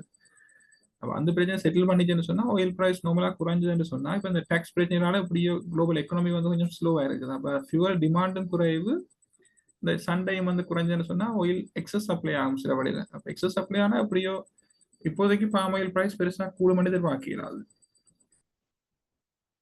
உங்களோட எக்ஸ்பீரியன்ஸ்ல மார்க்கெட்ல கற்றுக்கொண்டு ஒரு இம்பார்ட்டன்ட் லெசன் என்ன? இமோஷனல் டிசிஷன் இருக்கக்கூடாது. நான் பர்சனலாவே கணக்காக நட்டப்பட்டிருக்கேன். இமோஷனல் டிசிஷன் தான் உண்மையா இன்வெஸ்டர்ஸுக்குள்ள பெரிய பிரச்சனை. அடிக்கடி ஷேர்ஸ் வாங்கி விற்பனை செய்யக்கூடிய கம்பெனி, ஏன்னா அது வந்து உண்மையா அவங்களோட அனுபவத்தில் வர வேண்டிய விஷயம். நான் ரெக்கமெண்ட் பண்ண விரும்பல. What is underlying reason for mandatory ஒரே கேள்வி தான் வருது. மேண்டட்டரி ஆஃப் அபிலியேஷனை நான் விளங்கப்படுத்திட்டு நினைக்கிறேன். One of the listed companies' new manufacturing facility completed end of March quarter. As per expands business, can we invest earlier? One of the listed companies' new manufacturing facility completed end of March quarter. March quarter la நிறைவு செய்யப்பட்ட ஒரு manufacturing facility. As per expanded business, can we invest earlier? நான் உண்மையா உதாரணமே எடுக்கலாம். இந்த எக்ஸ்பெக்ட்ன்ற company இருக்கு, packing business. அவை வந்து ஒரு புது பிளான் வந்து அந்த ஐபிஓ இஷ்யூ பண்ணிக்கு சொன்னவே அந்த காசை வச்சு புது பிளான் தான் செய்ய போயினோம்னு சொல்லி இப்போ அண்மையில கம்ப்ளீட் பண்ணணும்னு சொல்லி சொன்னேன். அது மார்ச் தான் முடிஞ்சா எனக்கு சரியா தெரியல.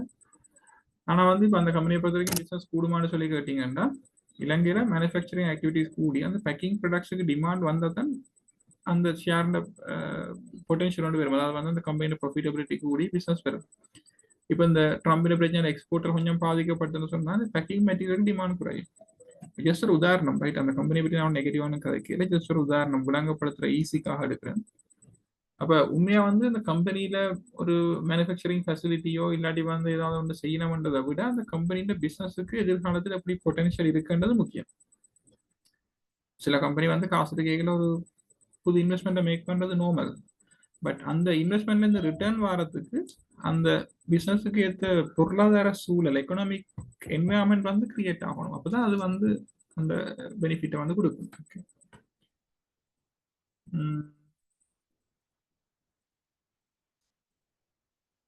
இந்த உங்களோட கேள்வியை பொறுத்த வரைக்கும் அந்த கம்பெனி ஒரு ஃபேக்டரியை புதுசா ஸ்டார்ட் பண்ணியிருந்தா கூட அதுல நீங்க எப்போ இன்வெஸ்ட் பண்ணலாம்னா அந்த கம்பெனியோட growth potential, அந்த ட்ரிகரிங் பாயிண்ட் ஒன்று வரைக்கும் இன்வெஸ்ட் பண்ணலாம். இல்லாட்டி வந்து நீங்க ஜஸ்ட் அந்த கம்பெனி ஒரு லாங் டேர்ம் இன்வெஸ்ட்மெண்ட் சொன்னா கொஞ்சம் ஷேர்ஸை வாங்கி போட்டு பேச விடலாம். பிறகு தச்சில மார்க்கெட் ஃபிளக்சுவேஷன்ல குறைஞ்சா இன்னும் வாங்கலாம். அப்படியான முடிவுகள் வந்து எடுக்கலாம்.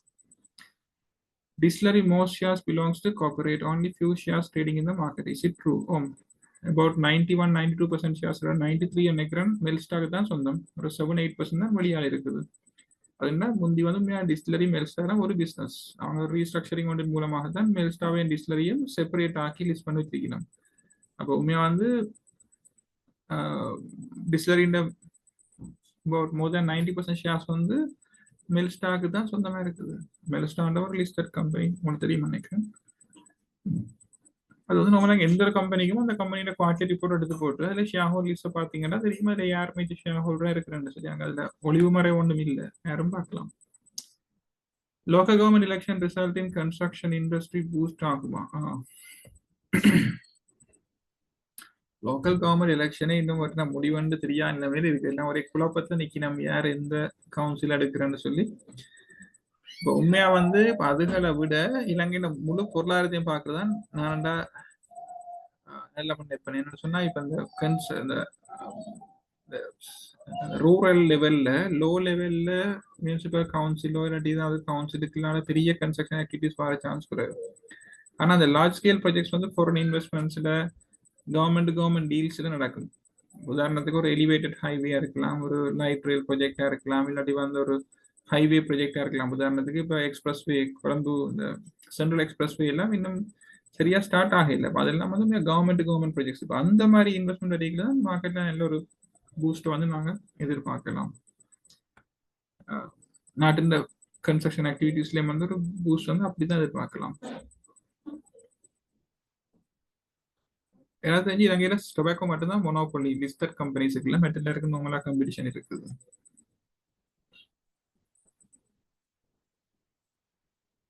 ப்ரௌன் இன்வெஸ்ட்மெண்ட் வந்து பிளான்டேஷன் கம்பெனி ஓவர்சீஸ்ல இன்வெஸ்ட் பண்ணியிருக்காங்க. அதை பற்றி சொல்ல தெரியல. ஏன்னா அந்த நாட்டில் அதை எப்படி பெர்ஃபார்ம் பண்ணுன்றதை பற்றி நான் பெரிய ஐடியா வந்து உங்களுக்கு இல்லை. What about tile manufacturing sector in future?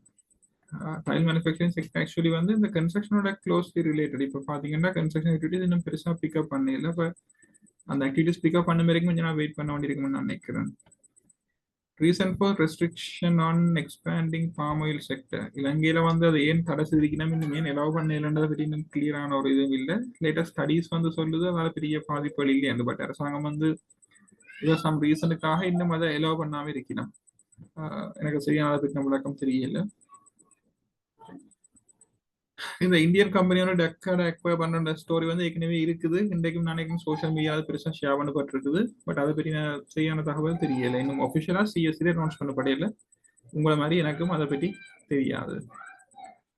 How to find where the specific company has invested in other companies or what not? And how to find where the specific company has invested in other companies or what not? நீங்க கேட்குற கேள்வியை கொஞ்சம் கூட தெளிவாக விளங்குது இல்லை. How to find where the specific company has invested in other companies or what not? தெரியல. எனக்கு விளங்குறபடிக்கு நான் நினைக்கிறேன் நீங்க கேட்குறீங்க ஒரு கம்பெனி இன்னொரு கம்பெனியில் இன்வெஸ்ட் பண்ணியிருக்கான்னு பார்க்கறதுக்கு. அதுக்கு நார்மலாக வந்து குரூப் கம்பெனிஸ் இப்போ வேல்யூபிள் ஒன் மாதிரி கம்பெனி எடுத்தீங்கன்னா அதில் குரூப் ஸ்ட்ரக்சர் அவங்க போட்டிருக்காங்க. இப்போ ஹேலிஸும் நான் நினைக்கிறேன் ஆனுவல் ரிப்போர்ட்ல குரூப் ஸ்ட்ரக்சர் இருக்குன்னு நினைக்கிறேன். இல்லாட்டியும் வந்து பேலன்ஸ் ஷீட் எடுத்தீங்கன்னா இன்வெஸ்ட்மெண்ட் இன் சப்சிடரிஸ் ஒரு பேலன்ஸ் ஷீட்ல ஒரு லைன் ஐட்டம் இருக்கு, இன்வெஸ்ட்மெண்ட் இன் சப்சிடரிஸ். அதுக்கு ஒரு நோட் நம்பர் கொடுத்துருப்பாங்க. அந்த நோட் நம்பரை ரிஃபர் பண்ணீங்கன்னா என்னென்ன கம்பெனியில இன்வெஸ்ட் பண்ணியிருக்கான டீட்டெயில் பார்க்கலாம். ஒரு கம்பெனில இந்த கம்பெனியும் வேறு என்னென்ன கம்பெனியில இன்வெஸ்ட் பண்ணிருக்கீங்கன்னா இந்த சப்சிடரி கம்பெனிஸ் யாருன்றதுலாம் அந்த இன்வெஸ்ட்மெண்ட் இன் சப்சிடரிஸ், இன்வெஸ்ட்மெண்ட் இன் அசோசியேட், இக்விட்டி அக்கவுண்ட் இன்வெஸ்ட்மெண்ட்ஸ் எல்லாம் ஹெடிங்ஸ் இருக்கு. அதுல வந்து நீங்க நார்மலா வந்து பார்க்கலாம். ஸோ இதோட கேள்வியர் முடியுது. நான் நிறைவு செய்யலாம்னு நினைக்கிறேன்.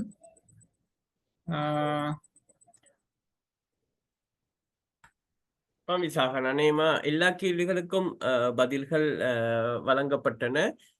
பங்கு பெற்றவர்கள் உங்களுக்கான ஒரு இணைப்பு வந்து கிடைச்சிருக்கும் சற்றூடாக இன்றைய நிகழ்வின் பின்னூட்டலை பெற்றுக்கொள்வதற்காக தயவு செய்து அந்த ஒரு 2 நிமிடங்கள் செலவழித்து உங்களுடைய தகவல்களை வழங்குவீர்களாக இருந்தால், பின்னூட்டலை வழங்கினால் அது எங்களுக்கு பயன் தரக்கூடியதாக இருக்கும். ஆகவே அந்த வகையில் நாங்கள் இந்த இணையவழி செயலமைப்பின் இறுதி பகுதிக்கு வந்திருக்கிறோம். இன்றைய தினம் எங்களோடு இணைந்து கொண்ட உங்கள் அனைவருக்கும் கொழும்பு பங்கு பரிவர்த்தனை சார்பாக எங்களுடைய நன்றிகளை நாங்கள் தெரிவித்துக் கொள்கிறோம். அதே போல இன்றைய தினம் பல்வேறு புதிய தகவல்களை நடைமுறையோடு இணைத்து வழங்கிய திரு விசாகன் அவர்களுக்கு கொழும்பு பங்கு பரிவர்த்தனை சார்பாக எங்களுடைய நன்றிகளை நாங்கள் தெரிவித்துக் கொள்கிறோம். அதே போல் உங்களுடைய எதிர்கால முதலீட்டு நடவடிக்கைகள் சிறப்பாக அமைய கொழும்பு பங்கு பரிவர்த்தனை சார்பாக எங்களுடைய வாழ்த்துக்களையும் கூறிவிட வருகிறோம். நன்றி, வணக்கம். இவ்வளவு நேரம் அமைதியாக பொறுமையாக பங்கு பெற்றிய எல்லாருக்கும் நன்றிகள். மீண்டும் ஒரு நிகழ்ச்சியில் சந்திப்போம். நன்றி, வணக்கம்.